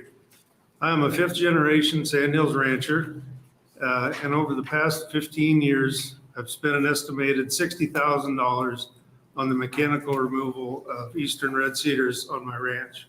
Now, saying that, I consider myself very fortunate that I don't have a big cedar tree problem like a lot of these guys sitting behind me. I've yet to have to use fire as a tool to control the cedars on my ranch. If the spread keeps continuing my way from the east, I foresee definitely having to use fire. I'd like to emphasize to the committee that 15 years ago, I was totally against prescribed fire. I couldn't wrap my head around why someone would want to start a fire in the Sandhills on purpose. We spent a lot of time putting them out. Since then, I've seen how impactful land management burning can be to curb the rapid expansion of eastern red cedar trees and other woody species that are rapidly taking over grasslands in our state. Over the years, I've had the opportunity to learn that prescribed fires are conducted with extensive preparation, planning, and careful execution by very passionate and intelligent people. Today, I believe land management burning is a critical tool to assist ranchers in their efforts to preserve and protect our grasslands from the encroachment of cedar trees. Ranchers routinely demonstrate that land management burning can be completed safely. LB 953 removes a barrier that deters ranchers from conducting land management burns. As you will hear repeatedly from ranchers here today, land management burns provide a much needed acceleration of eastern red cedar control. Thank you, Senator Kavanaugh, for your support of local landowners in their battle with woody encroachment in our grasslands. Nebraska Cattlemen supports LB 953 and asks members of the Judiciary Committee vote to advance this bill out of committee. I'm happy to take any questions. I don't see any questions. I think we're getting the drift of this bill. Yep. Thanks for being here. These guys are much better.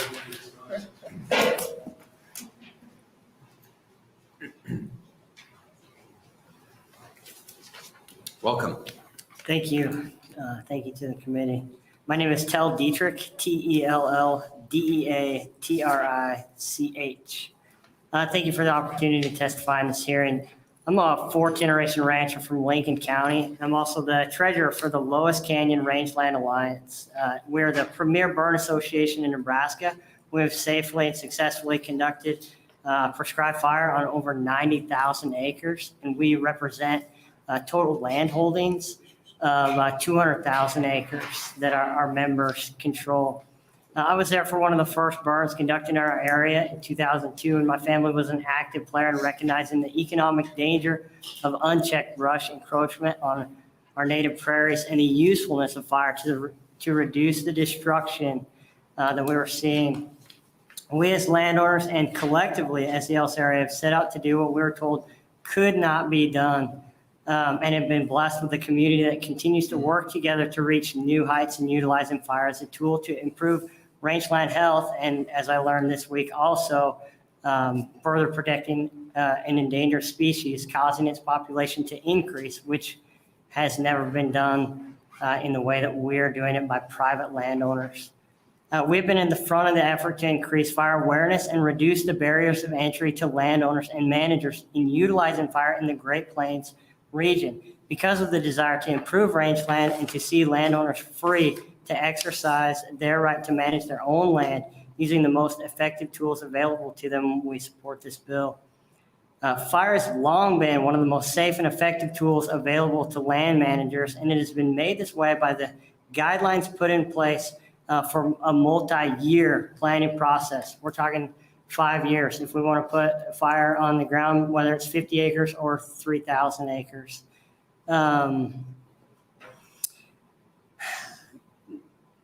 This bill reflects the responsibility given to managers to apply fire, and then it also protects their efforts to do so. It also protects the fire chiefs who are partners with them in ensuring that good fire is applied to the landscape. And finally, it makes it easier for responsible individuals to obtain a burn permit on burn days, both for burning tree piles in preparation so that we can ensure that it's going to go off safely, and then for the land management burn also. By removing barriers to entry, namely liability, this bill paves the way for land managers to improve the fire awareness of our communities. An educated and prepared population lessens the strain on fire departments in the events of wildfire, something that is increasingly a concern for Nebraskans. And in our community, we want to be on the cutting edge, the leading tip of the spear, so to speak, of looking down the road and saying, wildfire is coming here and it's going to be bad, and we want to be private landowners actively working to stop this. And we think this bill will help get more landowners on board. Okay. Thank you. I don't see any questions. We appreciate you being here. Thank you.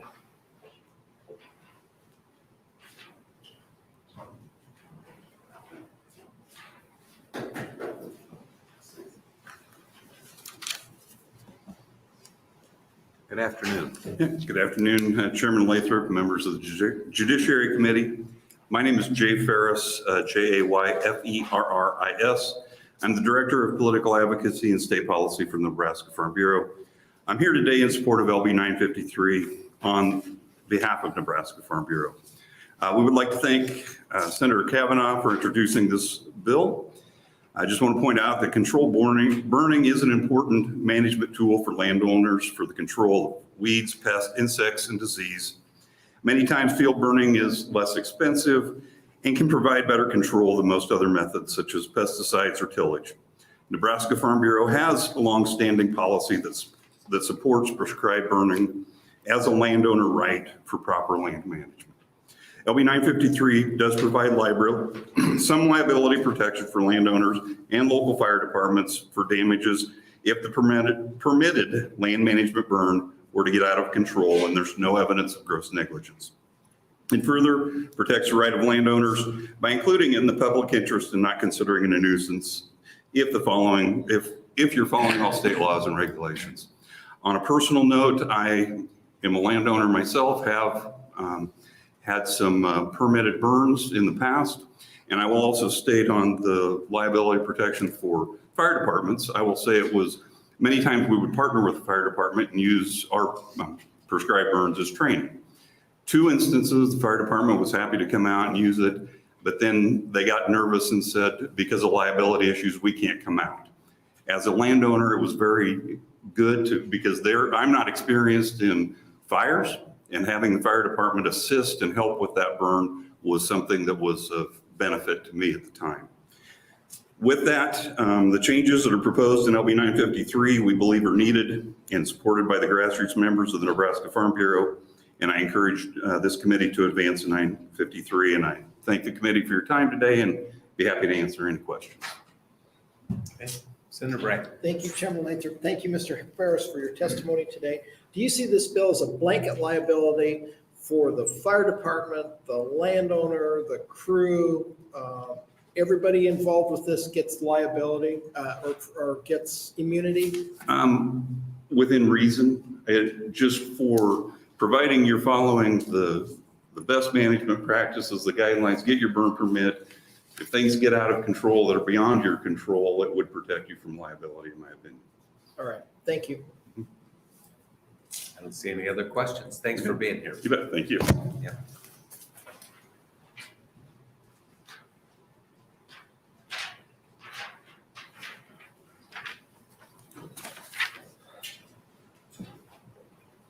Hello. Good afternoon. Good afternoon to you guys, senators. My name is James Lowry II, James Lowry II. I'm a rancher up in Garfield County, and I live 20 miles north into the sand hills there. And we've got a pretty big tree problem. I kind of wanted to focus on actually the school section that we own. We have about 4,000 acres around that school section. And it's in the same position as our personal land is. And in the last several years, we've been losing money on the school section running it because the tree population has gotten so thick that our cattle numbers had to go down because we couldn't graze it because the tree population is so thick. And 15 years ago, I had asked the school section, the Board of Land Funds, people to cut. I had a contractor made a bid to cut the trees for it, and it was supposed to be $45,000 to cut those trees on a full section. And they didn't think they needed to do that. And 15 years later, it got so thick that you can't hardly drive through there. The deer population won't go through it, let alone my cow population. And so we've shrank down from 64 pairs running on that section down to 55 pairs. And I'm losing close to $3,500 every year on that school section because of the rent. And so with that, I come to him, and the lease was coming up this year, and I told him we need to do something, otherwise I'm letting go of the lease. And that lease has been in our family for over 100 years. It's been, whether it's my great grandfather or my grandfather or my father or mine. I'm a fifth generation rancher, and it's been in our family that long. So letting it go isn't exactly something easy to do, but where you're losing money on it wasn't worth it. And they weren't going to cut any trees. Well, I finally got them talked into doing so, and they decided they would go ahead. So we made bids and contracts, and now the lowest bid that came in, and we're going to cut the school section this year. And I decided to go ahead and lease it again, but it's going to be $145,000 now to cut it. And we're going to follow up with 2 years later to burn it, to get the rest of the small cedars. Because if you just cut it, you're making more room for more cedars. And you're just going to have worse problem after you've done that. And we're cutting a swath through that land, me and my neighbors. We've kind of finally started getting onto burning and stuff. I was kind of the first one that jumped into it. Nobody wanted to burn out there. We're in the sand hills. Everybody's against it. But I decided this is the only way we're going to get this conquered, because we've been trying to cut them and it just isn't working. We're falling farther and farther behind, and this is the only way we're going to conquer it. Because on our land, we're going to cut it at the same time this next August, and it's going to cost $250,000 for our land. Okay, so if you have any questions. Our land being 4,000 acres. Just 2 sections for our piece. $400,000 for 2 sections? It's $252,000 to cut our section, our 2 sections, and then the one school section will be $145,000. Are those all red cedars? Yes, all eastern red cedars. And by burning, you can kill them? Yeah, well, if we can go ahead and clear cut it now, we've gotten to a place where we have so many big trees, we have to clear cut it and then come back with fire. If we don't come back with fire, it'll be 3 times as worse as it is now. And so if you just kind of cut a cedar tree, you move it out of the way for another 10 to come in. And so we have to come back and burn. And I've been doing burns the last 2 years. But that's, and because I've actually watched it, it looked like a pretty decent way of doing it. So we've been actually burning for the last 2 years every spring. Okay. Good to know. Senator Brand. Thank you, Chairman Lathrop. This is right up my alley. I've been fighting cedar trees my whole life. So why don't you just light the damn section? The big trees burn too. Well, one of them we have, because we had to get ahead, and there was no funding right at the time. I found out there's more partnerships that's starting to help, and now we're starting to get in the EQIP program. So there's starting to be some funding to help us, but most of my neighbors are pretty nervous about fire, but got them. I'm trying to change the culture in our neighborhood and bringing some of our neighbors in, getting on it. And now actually I handed them both the torch and told them to light it up, and they actually helped with the burn, under supervision of everybody that knows what's going on. And they decided that now they're going to go that direction too, because that's the only way we're going to tackle the cedar population, is to do this, because we're losing money on our land from overpopulation of cedar trees. Right. Thank you. What county did you say you're in? Garfield County. Okay. At Burwell, Nebraska, there. Big rodeo, so. Oh, okay. And the Calamus. Senator DeVore. For keeping down a section like that you're grazing, would you have to do a burn every year or every other year, or about how often do you think you need to kind of do it to keep them at a level that you can deal with? Well, some of it's a little experimental for us, but I've been watching other burns, and people have been working, like even where Scott was working, I've been watching what they've been doing. And what I've got set up to do is I'm going to do about a 7-year rotation down about our 4,000 acres. And every year I'm going to burn a piece of at least a section or maybe a little bit more than a section. And so as I rotate around that, so about every 7 years, I'm thinking I might have to come back to it, because you'll get rid of the big trees, And then you burn 2 years later when the little ones come up, the seedlings. And then it should be, I'm thinking 3 to 5 years before you'd have to do it again. And then it should get easier because you're getting rid of all the seed stock. Yeah. So that's what we're trying to get to. Thank you. Okay, very interesting. All right. Well, Thanks for thank you. being here. Thank you. It's an Be honor to safe here. on the drive back, yeah. Thank you. Any other proponents of LB 953? Anyone here in opposition to LB 953?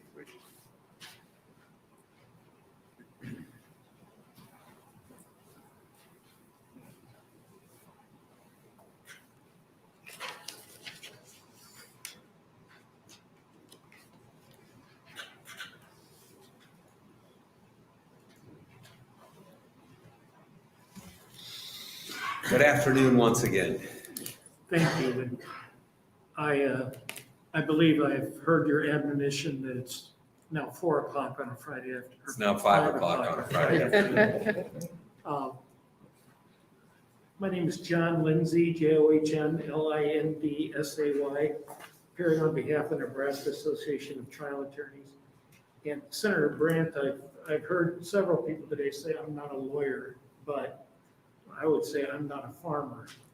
But this has been instructive to me. What I've heard from the folks behind me, I found fascinating and like I say, instructive for a 7th generation city boy from Omaha. I wish I could do maybe a burn in my backyard. Our concern with this, like we find often, is immunity from liability. The bill attempts to make no one liable for, or no one accountable for errors that may come up. And probably the most fascinating thing I've heard is from all the folks behind me. I found them to be very professional, very knowledgeable in open burns. I was surprised how much goes into it. But the other thing that caught me by surprise was the bill's not needed because there is nothing actionable in what they said. They are doing, we have to go back to basic tort law, which says you have to have a duty, you have to have a breach of that duty, you have to have causation and damages. And what we find here is they certainly have a duty. Everybody has a duty to not burn their neighbor's land. And the question is there a breach caused by carelessness? And from what I'm hearing, under these plans, if they're properly executed, nothing I've heard has said that if the fire gets out, that it's going to be considered negligence. And that's part of the problem with some of these bills like this is we're shadow boxing. There's really no opponent because there's a misconception out among the general public about liability. The fact that your neighbor's yard or barn burns does not make you liable. You have to have done something to breach a duty you owe to your neighbor. And that's what you do if it's carelessness that's involved. And the folks behind me, I haven't seen anything that would tell me that they were careless in the way they're doing it. It's just the opposite. And I think that's what you want to encourage is folks for farmers, ranchers, to utilize the structure that's been described in this hearing. And if they do, they would already do it in a proper manner, following the rules, or following the plan in a safe, reasonable manner. There's not going to be any liability, but those who don't use these types of people to help them do the plan and guide it, I think it's good that they're scared if they're not going to go through it the way that it has been described. So that's our concern is anytime you give immunity from liability, you encourage a lack of accountability. And I would just give a shout out to, like I said, folks behind me. I think they're doing it all right from what I've heard, and we appreciate hearing that. Be happy to answer your questions.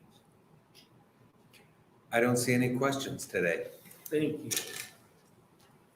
Okay. Anyone else here in opposition? Thank you for your testimony. Anyone else here in opposition to LB 953? Anyone here to speak in a neutral capacity? Thank you, sir.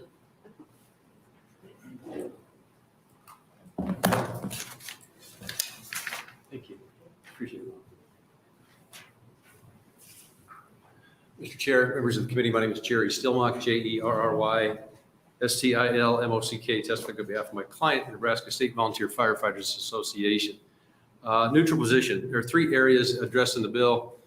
Senator Kavanaugh addressed the first issue, that is how are permits issued, and he referenced Senator Halloran has a bill coming up in business and labor, whenever that may be scheduled. That's probably the better way to go. Just comment as to why this measure in the first area on this permit. It's because right now the fire marshal has a written document that's administered or distributed throughout the state. Volunteer fire departments use that. The chief signs off on it. The designee signs off on that permit. What this bill would do is it would require the volunteer departments to submit their form to the fire marshal to be approved, and that would be chaos. That would be very difficult. The area two, talking about liability or the immunity from liability on the owner or the tenant or the owner's agent, it's really outside of what the volunteers are about. Two specific reasons though why. I got to share with you, I'm going to get the red light, but I'll keep talking quick, like I won't name her name. There's a fireman's rule in Nebraska that's been followed most recently, ironically, out of the Syracuse. So it goes like this. A fireman is injured. This isn't the Syracuse case. The Syracuse case was property of the fire department, fire district specifically. Fireman is injured at a fire. What's the result? What happens if the landowner was negligent, even grossly negligent? What happens to that firefighter? Workers' comp. It's workers' comp. It's workers' comp. It doesn't matter whether there's liability or not. We know that part. What about property damage? Okay, well, if the fire district or the city's equipment is damaged, what happens in that state, in that instance? The fireman rule kicks in, and the fireman's rule simply says, look, firefighting is a public service. Public service is provided because of tax dollars, and even though tax dollars go for labor, I think the opposite of that, volunteers, but the rule still applies. So there's a policy argument that the Supreme Court has followed in Nebraska and other states. This is a fireman's rule. Look, if that property is damaged, you can't go back against that negligent person. So area two really goes away as well. So area three is that part that talks about immunity to the fire chief or the chief's designee for writing the permit. And then I point to Political Subdivision Tort Claim Act. It's like a discretionary item. If the chief doesn't want to sign it, the designee doesn't want to sign it, or does sign it, it's a discretionary item by the chief. And therefore the Political Subdivision Tort Claim Act is not going to open up immunity or open up release for sovereign immunity. I misspoke. And therefore the Political Subdivision Tort Claim Act does not apply. It does not open the door. Therefore, the door remains closed and there's no recovery. There were tons of questions I would love to answer, but I'll defer to see if there were tons of questions raised. I agree with everything you just said. All right. I think you're right that there's immunity if you are a political subdivision and issue a permit under the Political Subdivision Tort Claims Act, I think. Yes, sir. Yeah. And the fireman's rule, I agree with that. It's a version of assumption of risk. True. So there's no liability on the part, even of a careless person that starts a fire with a discarded cigarette. Yeah. You injure a firefighter and they can't make a claim but for work comp benefits. You didn't ask me a question, but I'll be polite. Red light went on. Okay. People are all looking around like they want to ask a question, but I it's wish they 5 would. o'clock. I wish they would. Well, I think we understand the issues. Is this written in a volunteer fireman's, the volunteer fire department section? Is that why you're concerned? No, burn permits universal, volunteer pay career. There are many levels. I want to do more. I want to provide more to the committee. Maybe I sit down But with the council. volunteer fire departments aren't exposed in this process anyway. It's somebody that performs a burn and does it in a careless manner. True, and that goes to the point, Senator, of do volunteer fire departments do this? Actually carry out the burn? Yes, they do in some instances. Because why? Because funding, trying to get a new truck, trying to get something new equipment, bunker gear, whatever it may be. So it's a way for some fire departments to raise money, which is ludicrous that they're out there doing this to raise money. Well, let me ask a question about something somebody brought up, which is we don't send our fire trucks out there because we don't have insurance unless we get called to a fire. Right. Did you hear that? Yes, sir. Is that true? I believe it is. So a fire department, if there's going to be a controlled burn at somebody's ranch or somebody's place, and it covers a lot of area, you can't just have the fire department like watch. Depends on that. Close. I'm sorry, sir. It depends on that policy. If it's termed in terms of a training activity, then I believe insurance coverage would be in place. But just to get closer to what might become a problem and get to it sooner, there's no coverage because they haven't been called to it. Yes, in your statement, yes. I'm not familiar with their insurance. No, yeah, and there's a whole national group. This has gone on for 20 years, 25 years at the legislature. This is the next phase of it. You take Nebraska Line Magazine, you stop at a truck stop up and down I-80. There are training sessions that are happening. What level of training should happen before a plan is put together by the author? What does that author need? And so the term comes up, National Wildlife Coordinating Group, that they have parameters of different certification that's required. And we talk certification, then it gets quiet. It gets quiet in terms of who should be the author of these plans. I can see where that's an issue, because if somebody just sets up a shop and says, I know how to write these plans, and his brother-in-law is the fire chief, then you have a guy who may not be capable writing a plan that's approved by the fire chief. You're correct. Yeah. Maybe I can get with council. I have to be polite with all of your time. Okay. Senator DeVore. All right, I'll ask some questions then. The training, do you know is this training that is done, training that is performed by firemen, volunteer firemen, something like that? Do you know anything about the kinds of trainings that are being done in these burn situations? I have not attended a burn training event, but it's usually in conjunction with the people that testify, Game and Parks, NRCS, volunteer or Pheasants Forever. And it's a one-day, my understanding is a one-day training, and that's provided that they provide information on how to write a plan. They provide information on how to write the plan, or do they provide information on what to look for when you're in the field and there's an active fire? Yeah, it's to write the plan. Okay. Yeah. All right, thank you. Yes. Okay, thanks. Thank you all. Appreciate it. Appreciate it. Yes, thank you. Next, neutral testifier.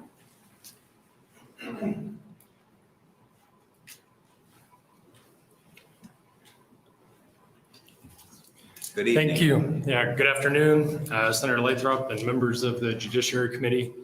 I'm Drac Twidwell, DIRAC-TW-IDW-ELL. I'm an associate professor at the University of Nebraska at the Institute of Agriculture and Natural Resources. I'm also a science advisor for the USDA Natural Resources Conservation Service for my expertise in grasslands, fire, and science-based solutions for woody encroachment. I'm also on the board of directors for the Great Plains Fire Science Exchange, which exists to facilitate the flow of science information to support resource managers and policymakers. My testimony today provides neutral information on the state of fire science in Great Plains rangelands and pertinent information relevant to LB 953. I'm acting in my own personal capacity as an expert on this topic and not representing the University of Nebraska, USDA, or other entities. One of the most common questions asked of scientists on this topic is, why do people use prescribed fire? A 2015 survey published by the Great Plains Fire Science Exchange revealed that control of eastern red cedar was the #1 reason given by landowners throughout the Great Plains on the use of prescribed fire. As part of a national rangeland science team, we have now developed models that quantify production losses in rangelands due to woody encroachment for every county, for every state, and for every year since 1990. In 2019, Nebraska lost more than 419,000 tons of rangeland production to woody encroachment. To put these losses into context, 419,000 tons is equivalent to losing 523,750 round bales of rangeland production in a single year. If you lined up these round bales side by side, they would span 495 miles, or roughly equivalent to the distance of Lincoln, Nebraska to Denver, Colorado on I-80. Importantly, Nebraska is following the same trajectory observed and measured in neighboring states. Kansas used to look like Nebraska, and they have now lost over 2 million tons. Oklahoma used to look like Kansas. They have now lost over 4.4 million tons. In addition to these losses, the threat of wildfires increasing in the Great Plains have been linked to the increase of volatile woody fuels like eastern red cedar. 4 of the 10 largest wildfire complexes in the contiguous USA have occurred in the Great Plains since 2010. Woody vegetation burned disproportionately more than any other land use type in the Great Plains, and wildfires were more likely to occur once woody vegetation comprised greater than 20% of the landscape. New research shows prescribed fire can reduce wildfire danger in Nebraska landscapes dominated by eastern red cedar. In addition, prescribed fire, when coupled with grazing, can reduce fuel accumulations in rangelands, decrease flame lengths, and lower rates of fire spread compared to grazing alone. So while control of eastern red cedar was given as the top reason for using prescribed fire, at least 7 scientific surveys published since 2000 identified liability as the main reason individuals do not use prescribed fire. Now, multiple scientific studies have been implemented over the last decade to quantify actual risks associated with prescribed fire on privately owned rangelands. Following a request for a NRCS national policy review, I led a study that shows first approximations of fire risks with prescribed fire relative to other management techniques. A key conclusion from the study was that risks of fatal injury were lower for prescribed fire than alternative management techniques commonly used to manage woody encroachment. In addition, we found that 99% of prescribed fires by landowner burn stations are implemented without incident, which is consistent with safety records of federal agencies. So I see the red light, I'll stop right there. Okay. So 99% of these are done without incident? That's correct. That was a published study in 2015 for Great Plains Prescribed Burn Associations. And what it shows is that 99% of prescribed fires are done without fires that turn into fire escapes, which require, say, like a call to the fire department or something like that. In addition, Oklahoma State, since that study, now keeps a database for the Great Plains. They actually have 23,147 burns in that database that's now been recorded, which is the most anywhere in the US on the private sector of fire. Consistent with that previous study, 99.3% of those were successfully implemented without an escape. That would be a 0.7 rate of fire escape. Let me ask a question then. If these individuals are all landowners, right? And so they're landowners, they're business people, they have a business liability policy. With that success rate, I can't imagine that their premium reflects a significant risk associated with this activity. So it's a great question. And without the previous safety record, that was something that came up a lot in insurance discussions and liability. That's why all those studies have been implemented really over the last 5, and years and a little longer. So that's new and additional information that insurance companies haven't had in the past. But in those same surveys, especially going back to 2000, liability and insurance were commonly some of the biggest things brought up in terms of concerns and fears over why groups, individuals did not want to use prescribed fire in the private sector. It's that fear thing. And we do a lot of those. This is like Civil Liability Day and Judiciary Committee. And a lot of times we find ourselves looking at bills that are responsive to fears and not really the risk. The risk sounds low given that 99.3% of these are done without incident. That risk is quite low. And it's an insured event if it gets out of hand. I understand the fear. Okay. Just a Senator quick Geisler. question. Yes, ma'am. Define escape. Is that just a little ember or is that like a big fire? So it's, yeah, and it's a really important distinction. So prescribed fires, when they talk about spot fires, 90% of spot fires in that Oklahoma State database were less than an acre. So those are just an ignition that you didn't plan for, where an ember went outside a planned burn unit that immediately was then put out by the group that's there. In this case, say, for example, the ranchers or whomever that's conducting the burn.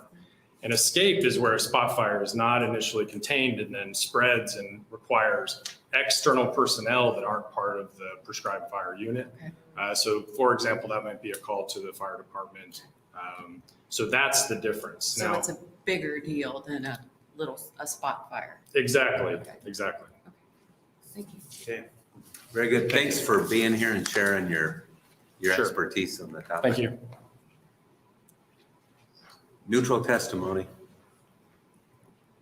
I think you're the testifier we've been looking for all day. The last. Well, I'll see if I can deliver on that. All right. Good afternoon, Senators. Good afternoon.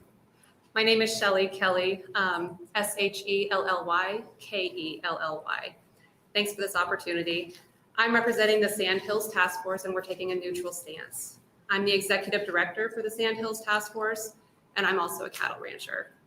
The Sand Hills Task Force is a rancher-led nonprofit organization that promotes conservation and private profitable ranching in the Nebraska Sand Hills, which covers about a third of the state of Nebraska and is mainly comprised of native intact rangeland.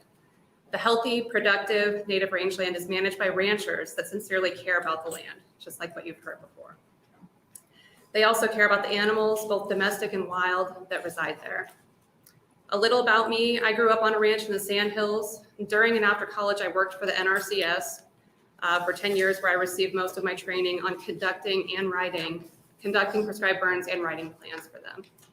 Over the years, I've achieved level 3 job approval authority on writing complex burn plans, and I've assisted and served in leadership roles during the burn plan, or during the prescribed burns.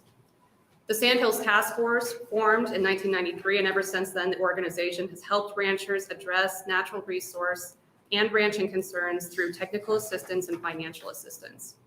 Eastern red cedar encroachment has easily been the #1 natural resource concern, the natural resource threat to the Sand Hills rangelands, because cedars are taking over the Sand Hills and the rest of Nebraska. Cattle don't eat cedars, and our wildlife and birds are not adapted to their presence. Eastern red cedar removal on private lands through both mechanical means and through prescribed burning has been the largest focus of the Sand Hills Task Force and the ranchers working with us. Prescribed burning is the main focus of LB 953. The Sand Hills Task Force supports the use of prescribed burning by helping ranchers create safe and effective burn plans for their property, helping them offset the cost of the prescribed burn, and through an incentive program to encourage volunteer fire departments to assist landowners with safe prescribed burns while training their volunteers. 10 different volunteer fire departments have assisted with prescribed burns in the Sand Hills and participated in our program. In 2000, we haven't had any more than that because of stated concerns with liability and if their insurance will cover them or not. And there's both things that we have heard. In 2021 alone, the Sand Hills Task Force worked with 36 ranchers on 47,000 acres with a total project cost of all partners involved of $2.3 million.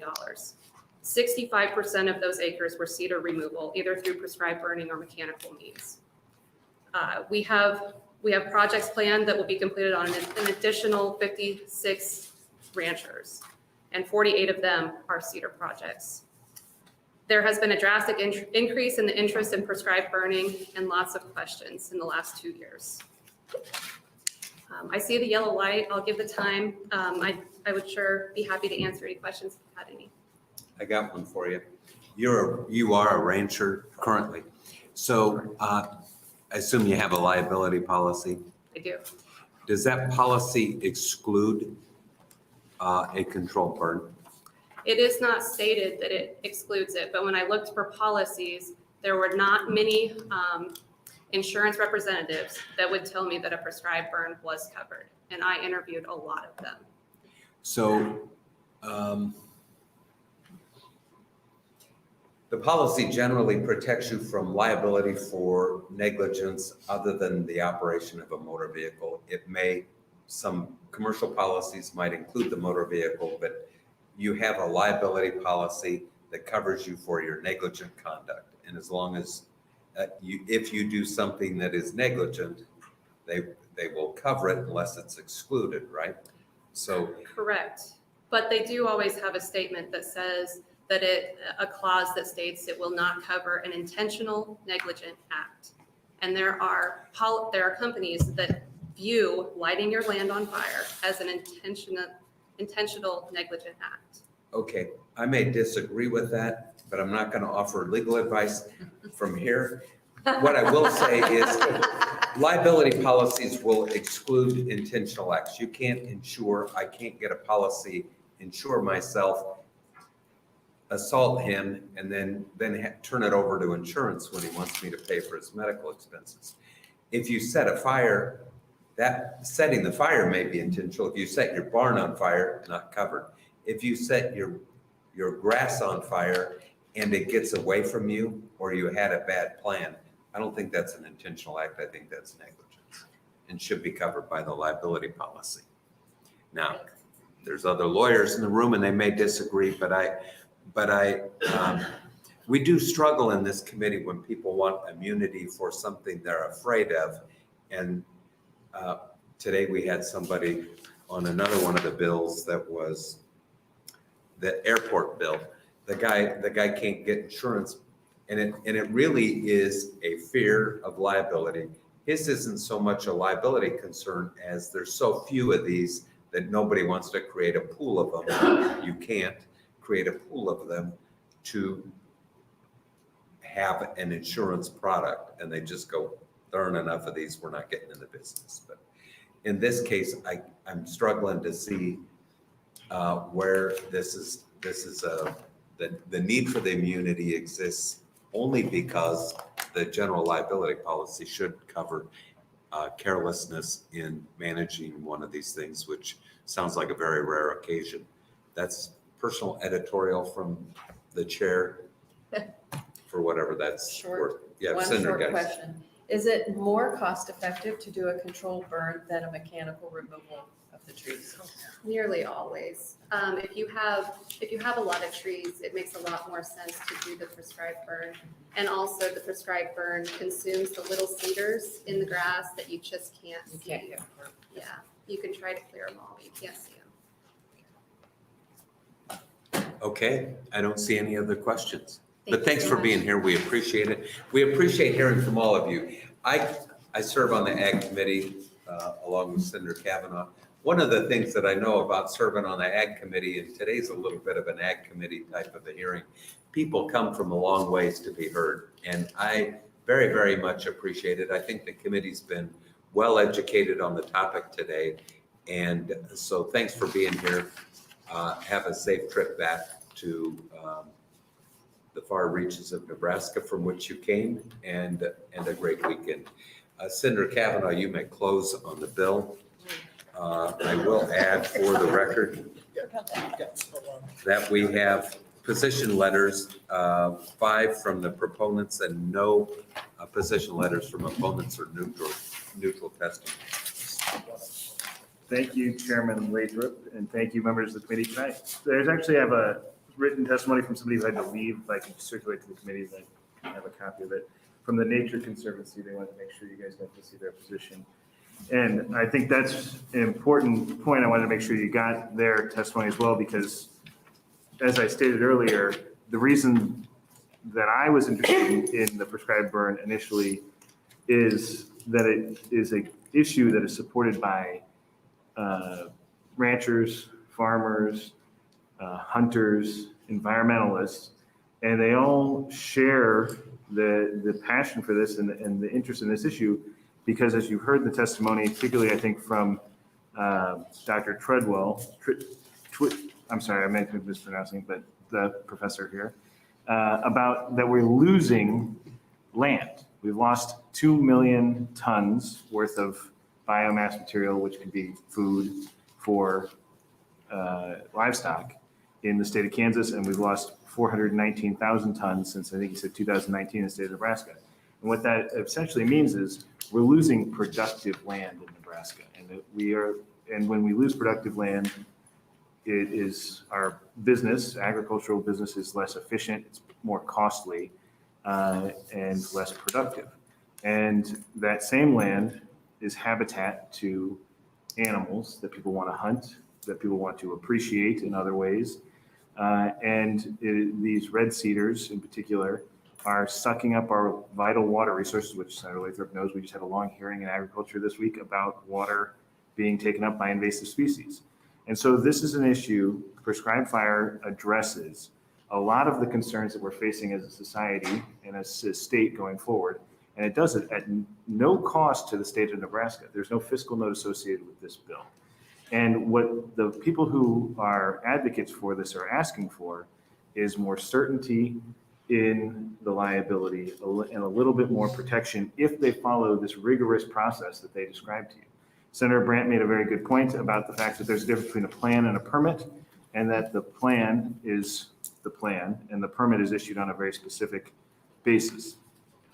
And we've had this conversation of hearing about immunity and fear and things like that. And fundamentally, and I think people talk about in these situations, and I think kind of hinting around whether there's a necessity for a bill like this, when we have already people who are undertaking this, 99% out of 23,000 are successful, which means there's no liability or real risk in terms of financial harm to people. But it's clear that more people would undertake this process if they had more certainty and security in how they were going to be treated after the fact. There is the question about getting firefighters being on site and whether they have insurance. There is that one portion in the bill about allowing, I could read it, but specifically allowing them to treat it, to consider it that they can use it as a training for training purposes. They can assist a properly permitted land management burning for training purposes.